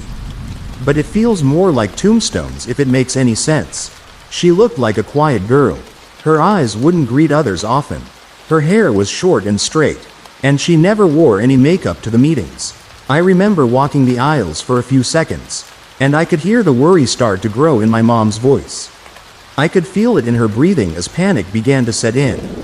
The sounds of the cartwheels rolling in my head as the rows flashed by us. Each one empty of my brother. The supervisor came over to help us, and workers walked the store. The loudspeakers overhead called his name over and over again, and eventually the police arrived. We went home empty-handed that day, to an empty apartment, and empty cupboards. I waited in the living room, the light from our old television set washing over me as my mom sat at the kitchen table with the corded phone. My mom still does that. Someone else said, I go over sometimes and I find her standing near the kitchen where the old phone used to be. And I can just tell she's been standing there for hours, just staring at that empty space. I sat in silence as a man shared. My dad used to commute from Missouri to Chicago because Mom wouldn't sell the old house after we had lost my sister. How will she know which house is hers if we aren't here? And so we kept the lawn the same. My dad drove the same car for over 30 years. And when it was needed, we painted the house and its trims all the same colors.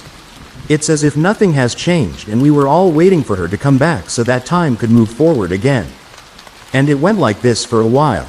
I would go and listen, but I never shared. Except with my therapist during one-on-ones. I was right, you know? Reporting it to the police scared the sender off. The boxes stopped coming. That's normal. She clicks her pen. Those kind of people are often scared themselves. They're spooked easily. All they want is the thrill of being exposed. They don't actually want to be caught. And I believed her. It made the days go by easier. And when all was said and done, I emerged a new person. Soon after, I was free again. With my sentence completed, I was able to wander where I wanted. And go when I pleased. The second week of my newfound freedom, I reserved a cabin with the state park. And I found myself packing up my hatchback and driving off into the woods. I had been there for about 2 days when I hear a knock at the door. I open it, but no one is there. No one except for a box on the floor. It had been 4 years since I had seen one, but I knew it for what it was the moment I saw it. I quickly looked around, but no one was there. I should have called the cops, but instead I grabbed the box and hurriedly dragged it inside. When I opened it up, there was brown packing paper on top. I tore away at it until I found the curled leg underneath. The foot bent at an odd angle to fit inside. I didn't need to be told who the leg belonged to, because I recognized the birthmark on the thigh immediately. How could I not? I had seen it every year since we were kids, swimming at the watering hole.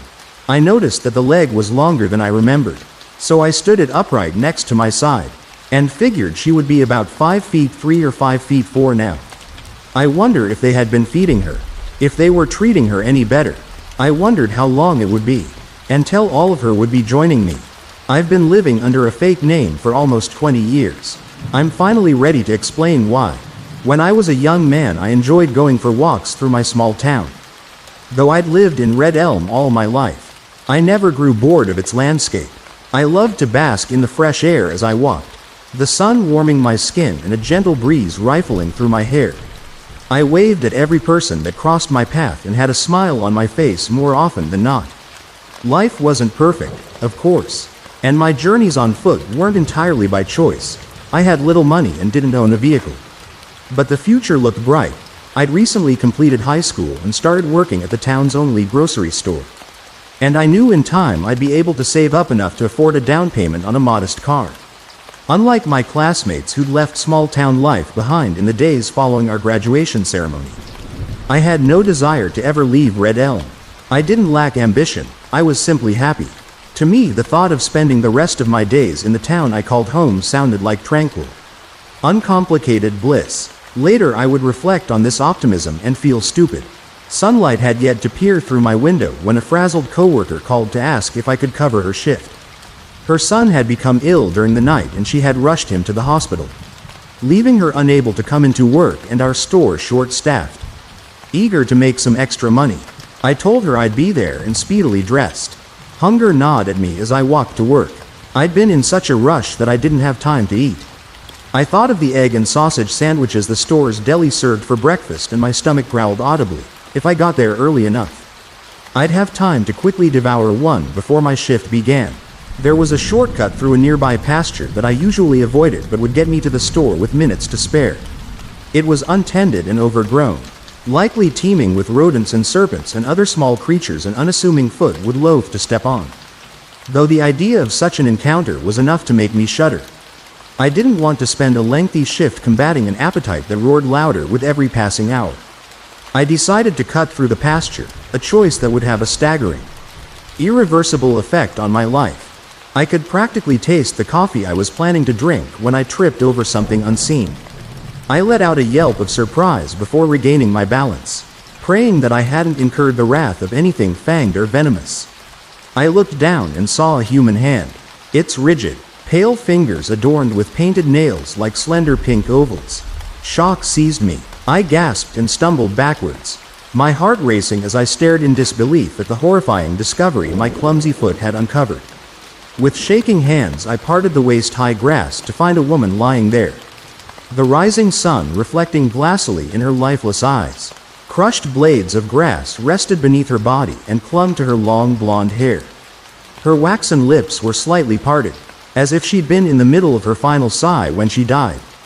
The woman's askew legs were bruised and she was barefoot, her toes polished with the same delicate shade as her fingernails.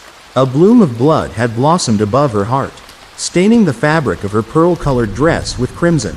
I remember running home and babbling my panic into the phone. Officers arrived shortly afterwards, bringing with them yellow crime scene tape and questions. I answered them all as best as I could in my rattled state. I explained that happening upon her was the result of taking a shortcut on my way to work. But they insisted I accompany them to the police station anyway. I was in no position to decline. The interrogation lasted for hours. I never stopped professing my innocence. It wasn't until they spoke to my boss and coworker, both of whom confirmed I'd been unexpectedly called into work that morning, that the police finally started to believe me. The local coroner soon strengthened my alibi. He determined that the woman had likely been killed during the previous evening while I was working a shift that began at noon. The store's security cameras confirmed that I never left the premises until I headed home at around 11 o'clock, making it impossible for me to have committed the murder. Back then, DNA technology was still in its rudimentary stages. But I provided them with both a sample and my fingerprints, neither of which appeared on the woman's body. To my great relief, I was no longer considered a suspect. But my troubles had only just begun. Though I was innocent in the eyes of the law, the rest of Red Elm was far less charitable. Rumors spread throughout town like pestilence. Accusations were whispered into the ears of anyone who would listen.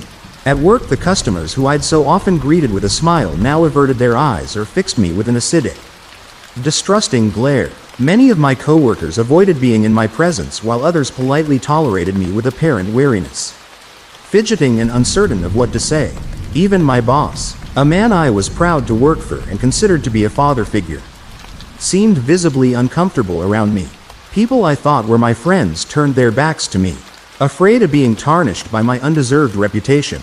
I felt unwelcome everywhere I went. One day I came home to discover that my front door had been vandalized. Killer. Streaks of bright red paint spelled out furiously, "Get out." My landlord charged me for the damage. I didn't protest, afraid of severing my already tenuous grasp on my lease. The stigma of renting to a purported murderer had him itching for a reason to be rid of me. I felt like I was wasting away with every passing day. The walks I had once looked forward to now felt arduous. Every step that brought me near the pasture was a reminder of the tragedy I'd unearthed and how it had so drastically altered the course of my life. I thought of the woman constantly. What was her name? Where was she from? Did she have hopes and dreams and people who loved her before someone took her life and left her out to rot in unkempt grass? Were it not for my coworker's fevered child and my empty stomach, she might have lied there undetected for years. I followed the meager coverage of the case in Red Elm's small local paper and learned that a stalled investigation had so far failed to uncover her name, much less the identity of her killer. She was buried in an unmarked grave. Many times I considered placing flowers on it, but feared the act would be interpreted as an admission of guilt and create a spectacle. Eventually, not even my nights were spared from the misery that had consumed every other facet of my existence. I began to dread closing my eyes. afraid that I would be assailed by yet another vivid, unrelenting nightmare the instant I drifted off to sleep. Each terrible dream consisted of me lying helplessly frozen in bed as the scent of grass and soil permeated the air. The woman would hover above me, so close that her dangling hair brushed against my terrified face. Her forlornity was palpable. She wept, sobs of grief racking through her pale body as tears rained down sharply on my skin like shards of ice. I would grip my sheets in fright and feel only clods of pasture dirt between my fingers instead. Please, I begged night after night. Tell me what I can do to stop this. But she never said a word. The years dragged on, each of them lonely. As the internet's landscape grew, so did my desire for answers. One particularly melancholic afternoon, I worked up the courage to head to the library and use their computer. I glanced cautiously over my shoulder and held my breath as I typed the case information into a search engine, hoping to discover new developments. It was then that I learned the hideous rumors I'd been unable to shrug off for so very long had made their way onto local message boards, where they were pored over by prying eyes and subjected to speculation. Nearly every post was filled with fantastical, outright lies. I saw him at the post office the other day. He gave me such an evil look. You think that's bad? A friend said she overheard him gloating about getting away with it when she was doing her grocery shopping. And to think they still let him work at that store. We can only hope that something strikes him down before he hurts someone else, if he hasn't already. I feel so terrible for that poor girl. Refresh my memory. What was her name again?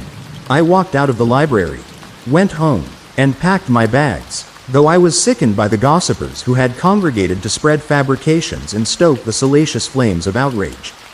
The person I was most angry with was myself. I was a fool to have ever believed that I could have a second chance at life in Red Elm. My idealized view of my hometown had tainted my perspective. I saw now that the people of Red Elm would never forgive me for the crime I hadn't committed. And no amount of patience would ever bring the finger pointing to an end. The revelation was crushing but freeing, for it allowed me to at last see that my only real option was to start over somewhere new. I drained my savings account and left town in the middle of the night, telling no one of my plans. I acquired a new name using a method that wouldn't leave behind a trail for vultures to follow. Hair dye, glasses, and a scruffy beard disguised my features enough to render me unrecognizable. With my departure came a promise I made to myself, that I must never again look up the case online. I would never be able to move forward with my life so long as I continued to glance back at the ruins of my past smoldering behind me. When I laid my head onto a motel room pillow and closed my eyes, I expected to resume the familiar nightmares. To my great surprise, I slept peacefully for the first time in years. At the time, social media was limited to internet bulletin boards and blogs considered archaic by today's standards, making it easier to hide my former identity and harder for others to find me.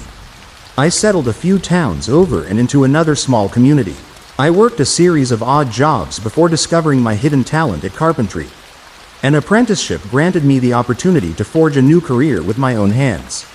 Soon I'd earned my first contract and began to make more money than I'd ever made before. By then the bad dreams had ceased entirely. Eventually I met a woman named Claire when her family hired me to do some woodwork on their home. She was wealthy, educated, and well-traveled. In other words, we had nothing in common. But in spite of our differences, we fell deeply in love.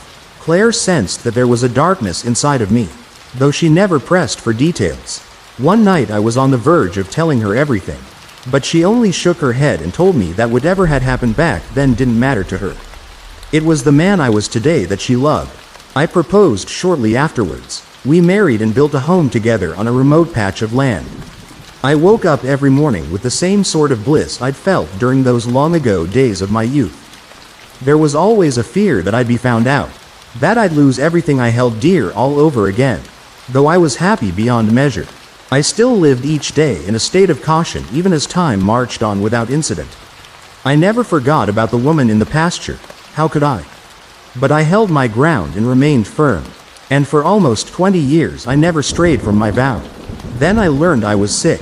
My diagnosis was grim. I was informed that I didn't have much time left, and that there was little that could be done besides keeping me comfortable. Life became a succession of pills and appointments. It wasn't long before I found myself bedridden. That's when the nightmares returned.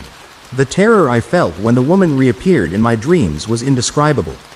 The years had done nothing to soothe her pain, they'd only made her angry. The tragic beauty she possessed that morning in the pasture had now withered away into a skeletal grimace. Her decomposed skin resembled thin parchment, as if the slightest touch would undoubtedly pierce through the fragile surface of her flesh and sink into the decaying organs inside. Insects writhed along her scalp and festered in the brittle strands of her hair. The overwhelming stench of rot filled my nostrils. Though she no longer had eyes, I could feel her gaze of hatred bear into me. She was as silent as ever, but her message rang clear. I would be joining her soon. The dreams continued as my health declined. I felt as if I were being consumed by an intense torment that would kill me before my disease did. I decided to break the promise I'd made nearly 2 decades ago, if I found out everything I could about my life's greatest mystery. Perhaps the nightmares would once again vanish and I could spend my remaining days in peace. I waited for Claire to fall asleep before I grabbed my phone. This time the search results were more expansive, while I was saddened, though not particularly surprised, to see that the woman was still unidentified and her killer never captured. I managed to find a blog post written about the crime that contained information I hadn't read before. I scrolled through the page hungrily. One of the strangest aspects of this cold case is the bloodied earring found clutched in Jane Doe's left hand. The victim's own ears weren't pierced, leading police to theorize that the jewelry belonged to someone else. This information was only made public after a journalist covering unsolved murders in the region obtained the case file. The Red Elm Police Department was subsequently criticized for what was perceived as a mishandling of the investigation. Little information was provided to the press, and the only suspect left town before seemingly vanishing into thin air. At the time, authorities weren't able to extract a viable DNA sample from the earring. The journalist discovered that the jewelry was later lost, with law enforcement describing their failure to preserve evidence as regrettable. My phone slid from my grasp and landed on the floor with a loud clatter. Claire stirred beside me. "What's wrong?" she murmured sleepily. Dread guided my gaze to the jagged scar trailing down Claire's earlobe. "Darling?" Her eyelids began to flutter open. "Are you all right?" I thought of the life I'd had long ago in Red Elm. I thought of the new existence I'd carved for myself that would soon be coming to a close as I approached my final days. I thought of everything that I'd lost and mourned, and everything that I'd gained and treasured. I thought of my wife, who I loved more than anything, and of the woman in the pasture, who I had never stopped thinking about ever since that fateful morning. "Why did you do it, Claire?" I asked softly. Her body stiffened. A feeling of doom washed over me. I knew in that devastating moment that I was right. An eternity of silence passed before Claire finally spoke. "After all this time," she said quietly, her voice so unnervingly calm that it sent a chill slithering down my spine. "Does it even matter?" My face felt wet. I realized I was crying. Does anyone else? Does anyone else know?" She finished for me. "Yes, my parents." I felt as if the world had begun to crack apart around me. The flicker of warmth in Claire's eyes that had greeted me every morning throughout our years of marriage was now gone, replaced by a cold, passionless stare. "The truth is I've never understood why I have these urges," she continued in an even tone, as if we were discussing a casual subject. "They've been there for as long as I can remember. Mom and Dad taught me how to keep them quiet and hidden. But when I got older, they eventually grew too loud to ignore." My heart pounded in my chest. I felt as if I couldn't breathe. "Who was she?" I asked dizzily. "A drifter passing through town," Claire answered with a shrug. "If she ever told me her name, I can't remember it now." She sat up and stared at me with an expression that made my stomach twist into knots of tension. "I suppose you want to know what happened." I nodded weakly. "I met her at a bar. I was drinking a lot back then. Alcohol wasn't a flawless distraction, but it helped." Claire ran a hand through her hair and gazed ahead. "She told me that she was leaving in the morning and wanted some company in the meantime. Said she didn't like to be alone. We drove around for hours, drinking and talking. Eventually we wound up on a dirt road. She was drunk by then and said she felt like she was going to be sick. She got out of the car and kicked off her shoes before stumbling into a nearby field. As I followed her into the tall grass, It occurred to me that it was unlikely anyone would miss her. Claire frowned, as if lingering on a memory that brought her no pleasure. Afterwards, I went home and told my parents what I did. Mom cried while Dad yelled at me for being sloppy. They cleaned up my mess and made sure money was placed in the right hands. Neither of them have looked at me the same way since. Mom wanted to send me away. But Dad, Claire sighed. You know how Dad is. He wouldn't hear of it. Anything to keep up appearances. Every fiber of my being trembled from a surge of emotions: shock, betrayal, disgust. You ruined my life, I whispered. I know, Claire replied without hesitation. But I tried to make it right. I stared at her in confusion. Beads of sweat trickled down my forehead. What are you talking about? Claire raised her brows and gave me an incredulous expression, as if mystified at how I had failed to understand something exceedingly obvious. Sweetheart, she said coolly, where do you think all your job contracts came from? I felt as if a bucket full of ice water had been flung into my face. Claire reached forward to caress me and I recoiled, nearly becoming entangled in the sheets as I tumbled out of bed. Careful, Claire exclaimed. Remember what the doctor said about overexerting yourself. I earned those contracts before I even met you.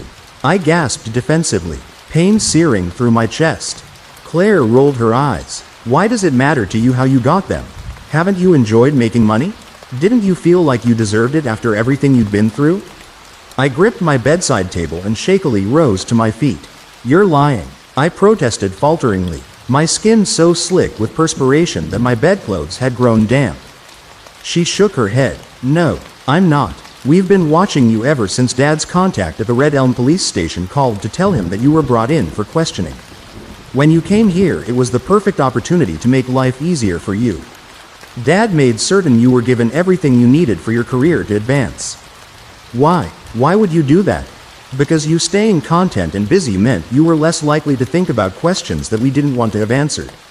It worked, didn't it? My knees buckled. I braced against the wall to keep myself from falling. Is that why you married me? I asked faintly, so I'd always be within reach to manipulate like a puppet?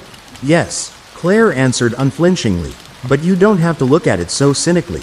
In a way, you and I became linked the moment you decided to walk through that pasture. I stumbled towards the doorway, but in my weakened state Claire was much faster. In the blink of an eye she'd thrown me onto the floor. I gasped as a fresh burst of pain shot through my chest. Stop it, Claire demanded. I don't want this to be any more unpleasant than it has to be. She began to rummage through the bedside drawer filled with my prescriptions. Why are you doing this? My voice was so frail that I could barely hear myself.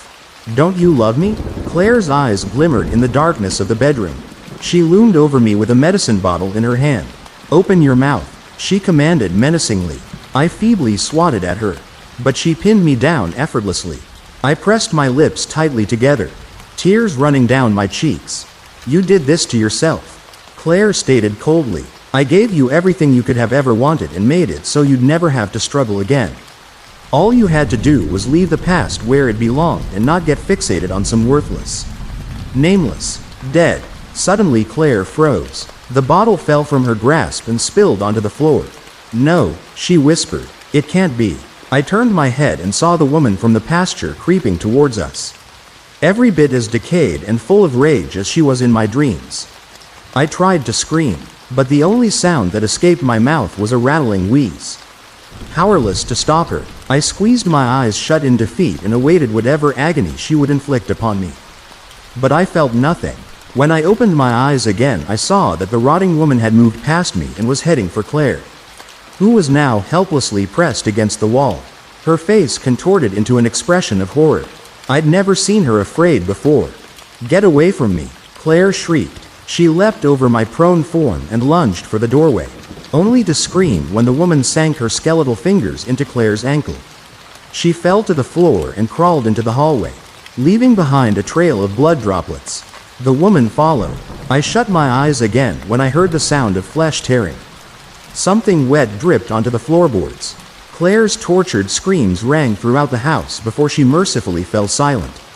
I summoned what remained of my strength to slowly drag myself along the floor towards my phone.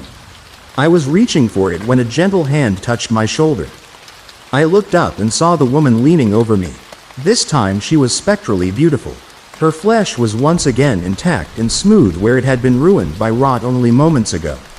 And her formerly withered features had been returned to her. The colorless death that had overtaken her in the pasture was now replaced with a warm glow radiating throughout her body. She smiled at me, her eyes full of sympathy and understanding. I knew then that she meant me no harm. "I'm sorry for what happened to you," I whispered. I looked down into the screen of my phone. There was no one I wished to speak to and no questions that I wanted to answer. I could already feel my life beginning to ebb away. I glanced back up at the woman. "I don't want to die alone," I told her. "Will you stay with me, please?" She nodded. "By the time you read this, I'll be dead, after spending most of my existence either being disbelieved or having to hide. I've decided to dedicate my final hours to writing down my story. I want others to know the truth about what happened, not only for my sake, but because in an unmarked grave in a small, quiet little town there lies the body of a woman who deserves justice. I implore you to never forget her. I am no longer scared to die, for I know that when I close my eyes for the last time I'll find myself in Red Elm. It'll be just like it was when I was young. A peaceful smile will spread across my lips.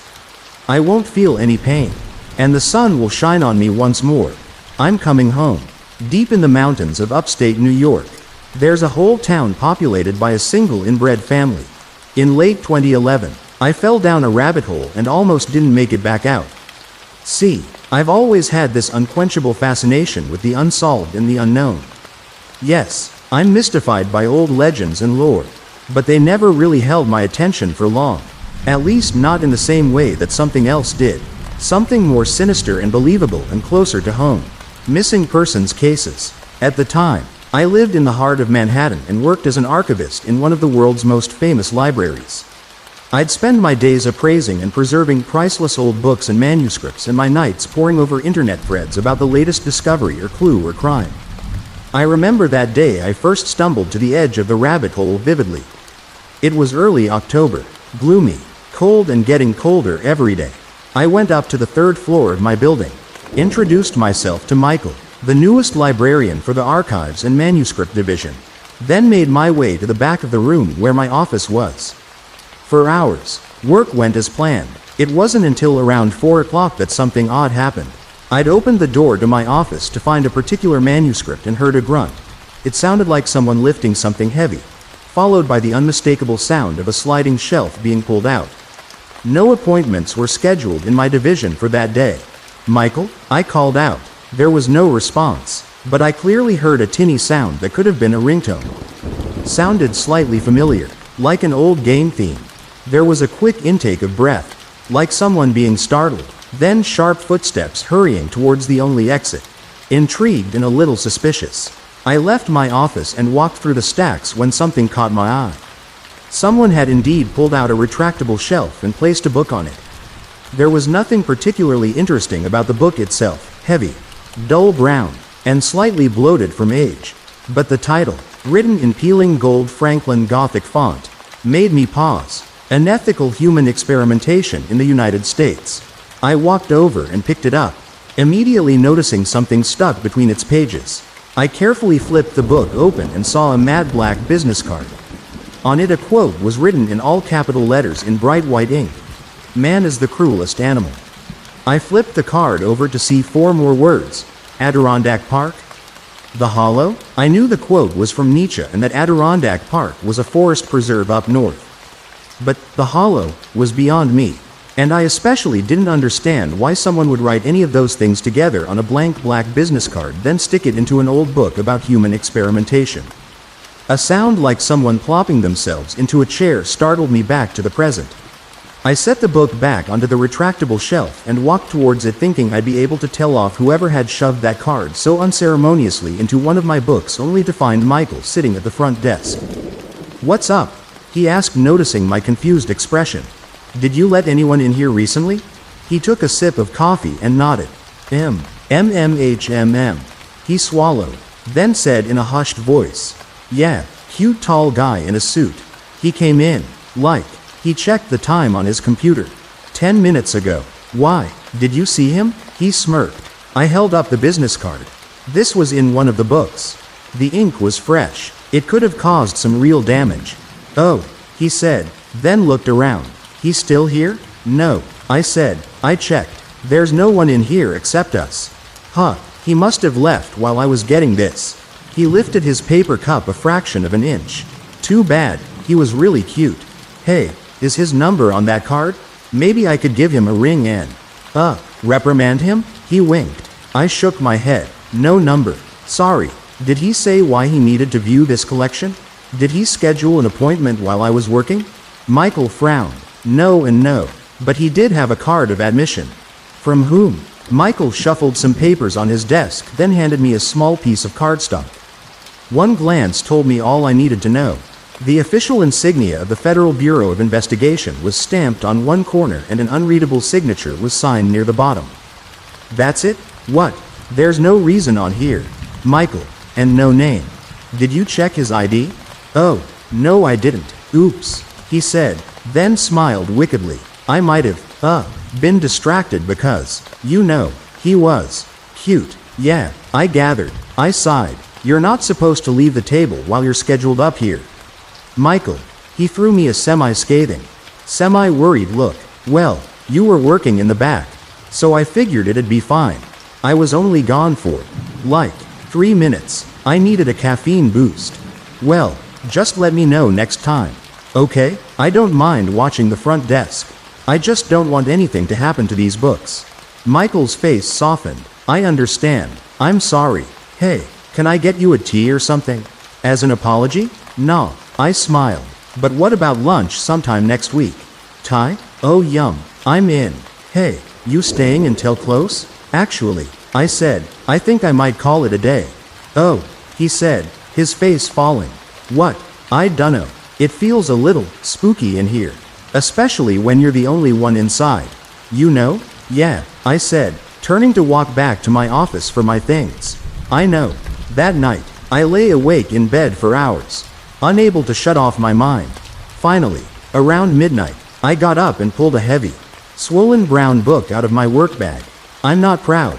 Taking materials out of the special collections wasn't very professional of me. But I was curious. I carefully flipped the book open to the page the card had marked. Chemical Experiments, Non-Consensual Tests, Operation Top Hat. I started reading and felt my pulse quicken. In 1953, the United States Army officially adopted strict guidelines concerning the use of human subjects in biological, radiological, and chemical research and testing. These guidelines, which strongly echoed the Nuremberg Code, required that all projects involving humans be approved by the Secretary of the Army. Despite careful constraints, however, there remained a loophole. The guidelines did not actually define in detail what types of testing required approval, thus creating a gray area of selective compliance. I skimmed farther down, though several experiments were submitted to the Secretary of the Army in 1953 and were later approved. One test in particular skirted this process.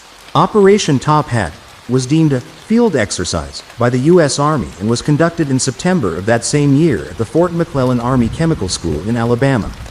During this exercise, soldiers in the Chemical Corps were subjected to various chemical and biological weapons, including nerve agents and mustard gas, in an attempt to study contamination and decontamination. The personnel involved in these experiments were not volunteers nor informed that any test was taking place. I took a deep breath, then flicked carefully to the table of contents and read. 1. Pharmacological research. 2. Human radiation experiments. 3.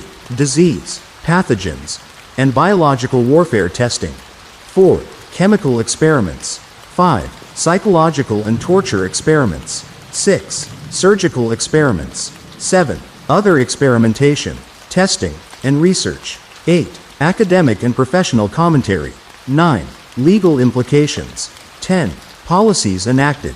A few of the chapters had subchapters containing things I'd heard about, like the Montauk Project, but mostly, they covered things that I couldn't even begin to imagine actually occurring. Sick, twisted, rotten, unspeakable things that no one should ever have to experience, not even those our government has locked away to be forgotten about. I went into work late the next day. I'd spent the night reading that book, horrified by what our government has done to its own citizens and soldiers. To say I was exhausted would be an understatement. Michael was manning the front desk again. "Hey," he said vibrantly. Then, noticing my face, continued, "You feeling all right?" "What? Oh, yeah, just couldn't sleep last night." "Oh, I'm sorry. But," Michael continued, "I have some news. I've wanted to tell you this all day. That guy came back earlier. Like, 3 hours ago." "Guy?" "Yeah, you know, the cute one. He was looking for this book about human ethics or something. He said he was reading it yesterday and got an urgent work call he couldn't ignore, so he marked his place thinking he'd be back later. He says he's so very sorry for doing that and he wasn't thinking straight. His apology was all kinds of adorable. But, hey, that solves the mystery of the card. Though there is another mystery." "What?" "I couldn't find that book he was looking for. Maybe I wasn't looking in the right area?" "Oh, no, it was back in my office. I lied. I was checking it for damage." "Oh," McKeel said, "I didn't know if I was allowed to go back there or not." "I appreciate that you didn't. I've got some delicate projects going on." I paused for a beat. "Did you happen to get this? Cute guy's name?" "Shit," Michael said, then made a face and put a hand to his lips. "Oops, sorry. No, I didn't. I'm an idiot." "But," he smiled, "I did get his number. You know, in the event the book turned up somewhere." Michael waved a piece of ripped paper around.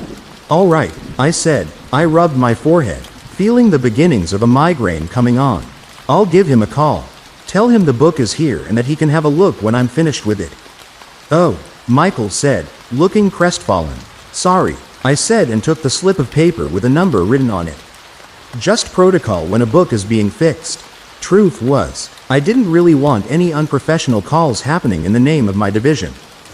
Back in my office, I quickly consulted my computer, then picked up my phone and called a number. "Hello, you've reached the Federal Bureau of Investigation's Public Information Office. This call may be monitored or recorded. To speak to a representative, please press 1. To request a Freedom of Information Act, please press." I pressed a button. The line beeped. Then a voice spoke. "Hello, this is Victoria. How may I help you today?" "Victoria, hello," I said. I was wondering if I could request some information. "Certainly. What kind of information are you looking for?" "Sometime yesterday, one of your special agents used our facilities and didn't quite follow our protocols." I paused. "Actually, between you and me, I'm not exactly certain if the man was really an FBI agent or just impersonating one." Victoria was silent for a moment, then said, "Oh no, we definitely wouldn't want that. I'll see what I can do. May I have your name, your zip code, and the facility you work at?" I told her. There was the sound of a keyboard on the other end. "Ms. Haneda? Yes? Records show that there was indeed an agent at the location you mentioned." "Oh," I said. "Well, would it be possible to get a name? Or a reason as to why he was here in the first place?" "I'm sorry. No," Victoria said. "That information is classified and, unfortunately, requests for name checks must be submitted through proper channels." "Proper channels?" "Other federal agencies." "Oh," I said again. "I see. What I can do, though, is submit this report to your local field office and have the special agent in charge speak directly with this particular agent about following proper protocols when using your facility." "No," I said. "That's all right. He didn't cause too much trouble." "Are you certain?" "Yes. Thank you for all your help." "Of course. Have a nice day." After Victoria's line disconnected, I picked up the bit of paper Michael had so reluctantly given me. Sighed, then dialed. It rang once, then went straight to a generic voicemail. I left a brief message and hung up. I rubbed my forehead again, then glanced over at my work and sighed. I couldn't concentrate. I was on edge, jumpy. I pulled my laptop towards me, opened up Google, and typed in 2 words, Adirondack Park. Of course, that search turned up nothing nefarious.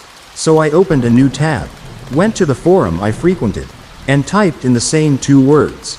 Instantly, several threads popped up. I clicked on the one with the most views and went on from there until I found something promising. The thread in question was about cold cases across the country. I spent maybe 30 minutes scrolling through all the posts when I saw New York mentioned. I stopped and felt my blood run cold at what the poster wrote. A hiker. a young woman, had gone missing a few months prior. According to her mother, she'd left early one Saturday morning in late July with the intention of exploring the Adirondack Park.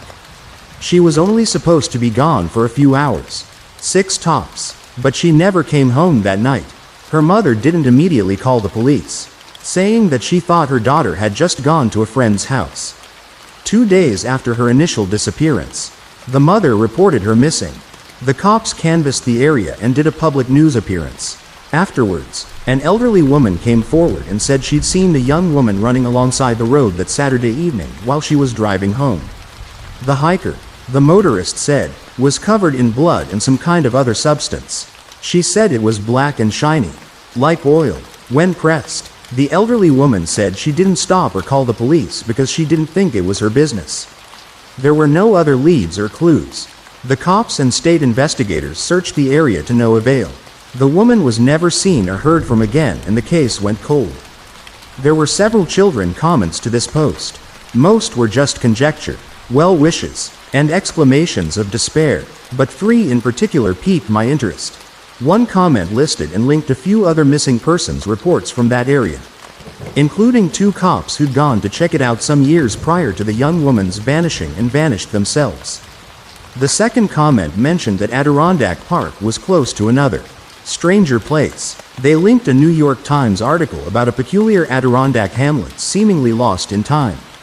It described a place, referred to as the Hollow, that was supposedly inhabited by 2 large families. Despite the article implying that the Hollow wasn't as bad as urban legends made it out to be, the commenter insisted that one family who lived there had absorbed the other family, whatever that meant, then resorted to incest to keep their town alive. They also offered up some conjecture that the people in this family were witches or devil worshippers who ate human flesh and practiced black magic. But it was the third comment that really got my cogs turning. The commenter said they had once been part of the U.S. Army but had been dishonorably discharged for going AWOL. After a long tirade about how messed up the Army can be, they relayed an interesting story. They said that back during their time, the government was conducting all sorts of strange tests not just on its soldiers but its citizens as well. They said that the government was particularly interested in unique humans, such as twins, those who suffered from birth defects, or who might be inbred, to conduct various psychological, pharmacological, and chemical experiments on, and that they wouldn't be surprised if these sorts of experiments were still happening today. Finally, they mentioned how the oil-like substance seen on the young woman seemed similar to a chemical or biological weapon the government was testing on him and his unit years ago. I closed my laptop and looked around, my eyes falling on the torn bit of paper with the number strewn across it. Without thinking, I grabbed it and dialed, getting the voicemail yet again. I took a deep breath then said, "Hello, sorry to bother you again. This is Marianne Haneda from the Manuscript and Archives Division. Well, I hope I don't sound too presumptuous, but it's about that card you accidentally left in the book you were looking at the other day. I was wondering what you meant by it. Now, I know with your line of work you probably can't tell me much, if anything at all, but I'm very, interested in true crime and the quest for justice and all that, and was wondering if you'd be interested in letting me interview you sometime. Is that even allowed?" I paused for a second. "That's all. Have a nice evening." I hung up and immediately pinched my nose in embarrassment. What possessed me to do that? I'll never know. That night, yet again, I couldn't sleep. I had strange, fevered dreams of women covered in blood and soldiers wearing gas masks melting down to black goo. I woke up an hour before dawn with my mind made up. It was my only day off and curiosity had gotten the better of me. I, stupidly, decided to take a trip up north to see what I could find. I regret that. I always will. It took nearly 4 hours to get up to the area I wanted to investigate. Rather than start with Adirondack Park, I pulled over about 2 miles from the Hollow. I figured that since it was daytime, nothing bad would happen. I got out of my Subaru and started walking. After almost 2 hours of walking, I saw and heard nothing. I was just about to give up when, in the distance, I saw what looked like a person standing against a tree. I hesitated, then walked towards it, wary, but, upon closer inspection, I realized it was just one of those plastic ponchos strung up across a branch. It seemed to be pointing to something. I walked in that direction and covered my mouth in horror.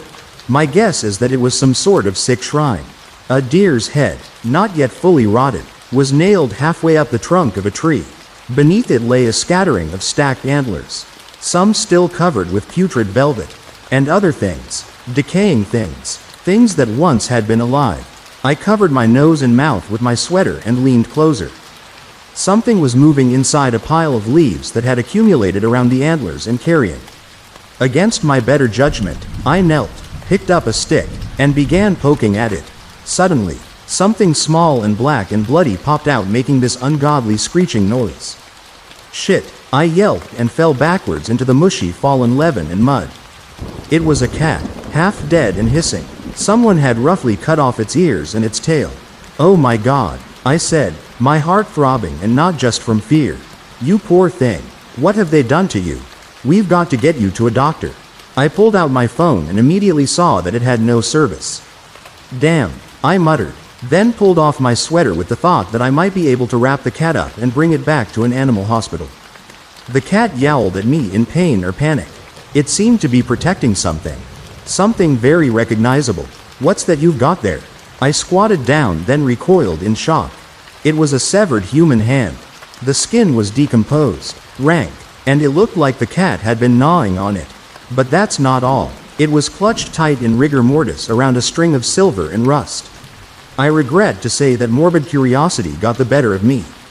Despite knowing that I was alone, I glanced around, then reached forward to untangle it and blinked in surprise. They were military dog tags. Suddenly, a strange pop sounded out from behind me. I stood up and whipped around. The cat shrieked and wavered. Another pop and the cat's eye exploded. I screamed and dropped my sweater. At least 5 more pops echoed around me before I realized what was happening. Someone, somewhere, was shooting a pellet gun at it. The cat keeled over sideways and lay very, very still. Laughter erupted from the trees around me.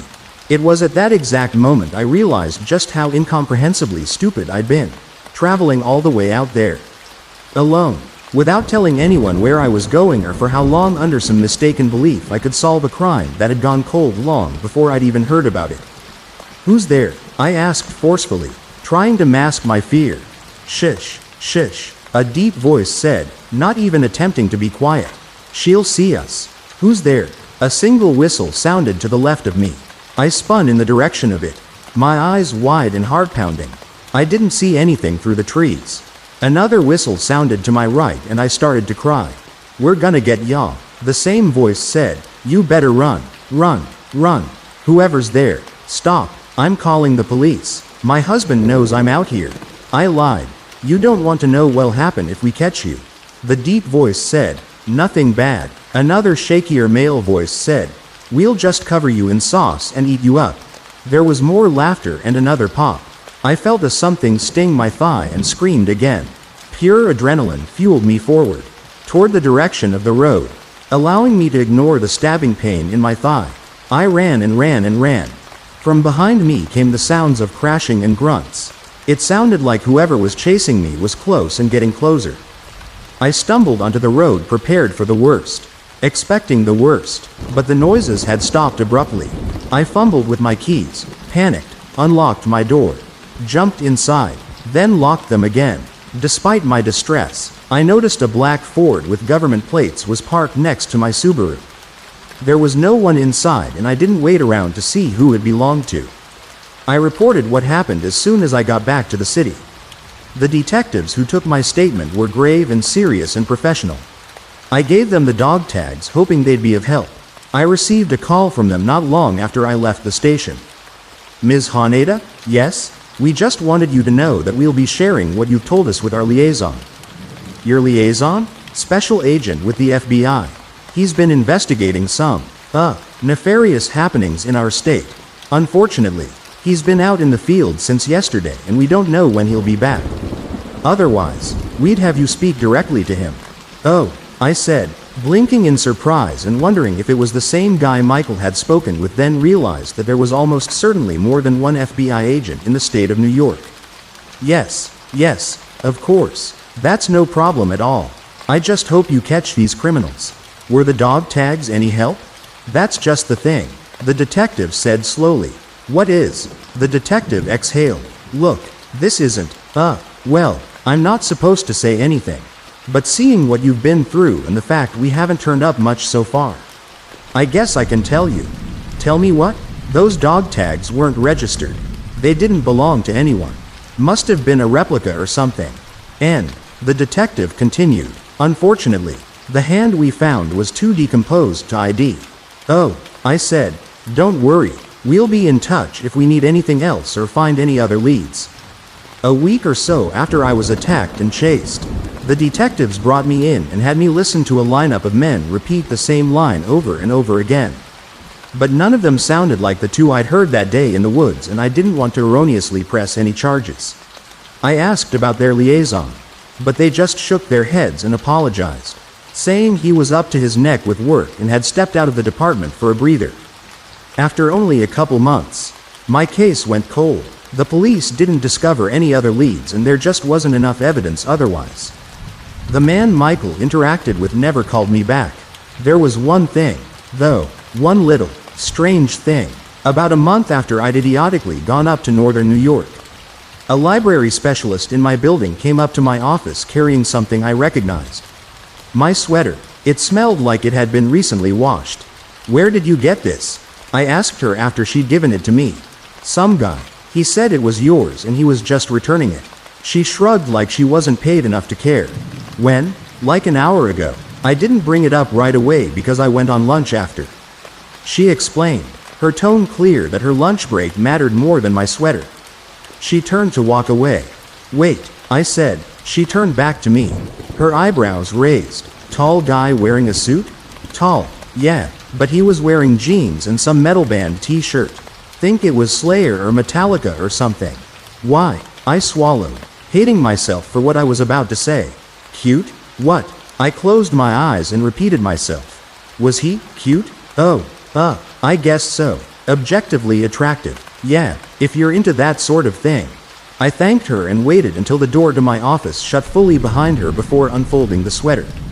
There, tucked neatly inside, was a single matte black business card.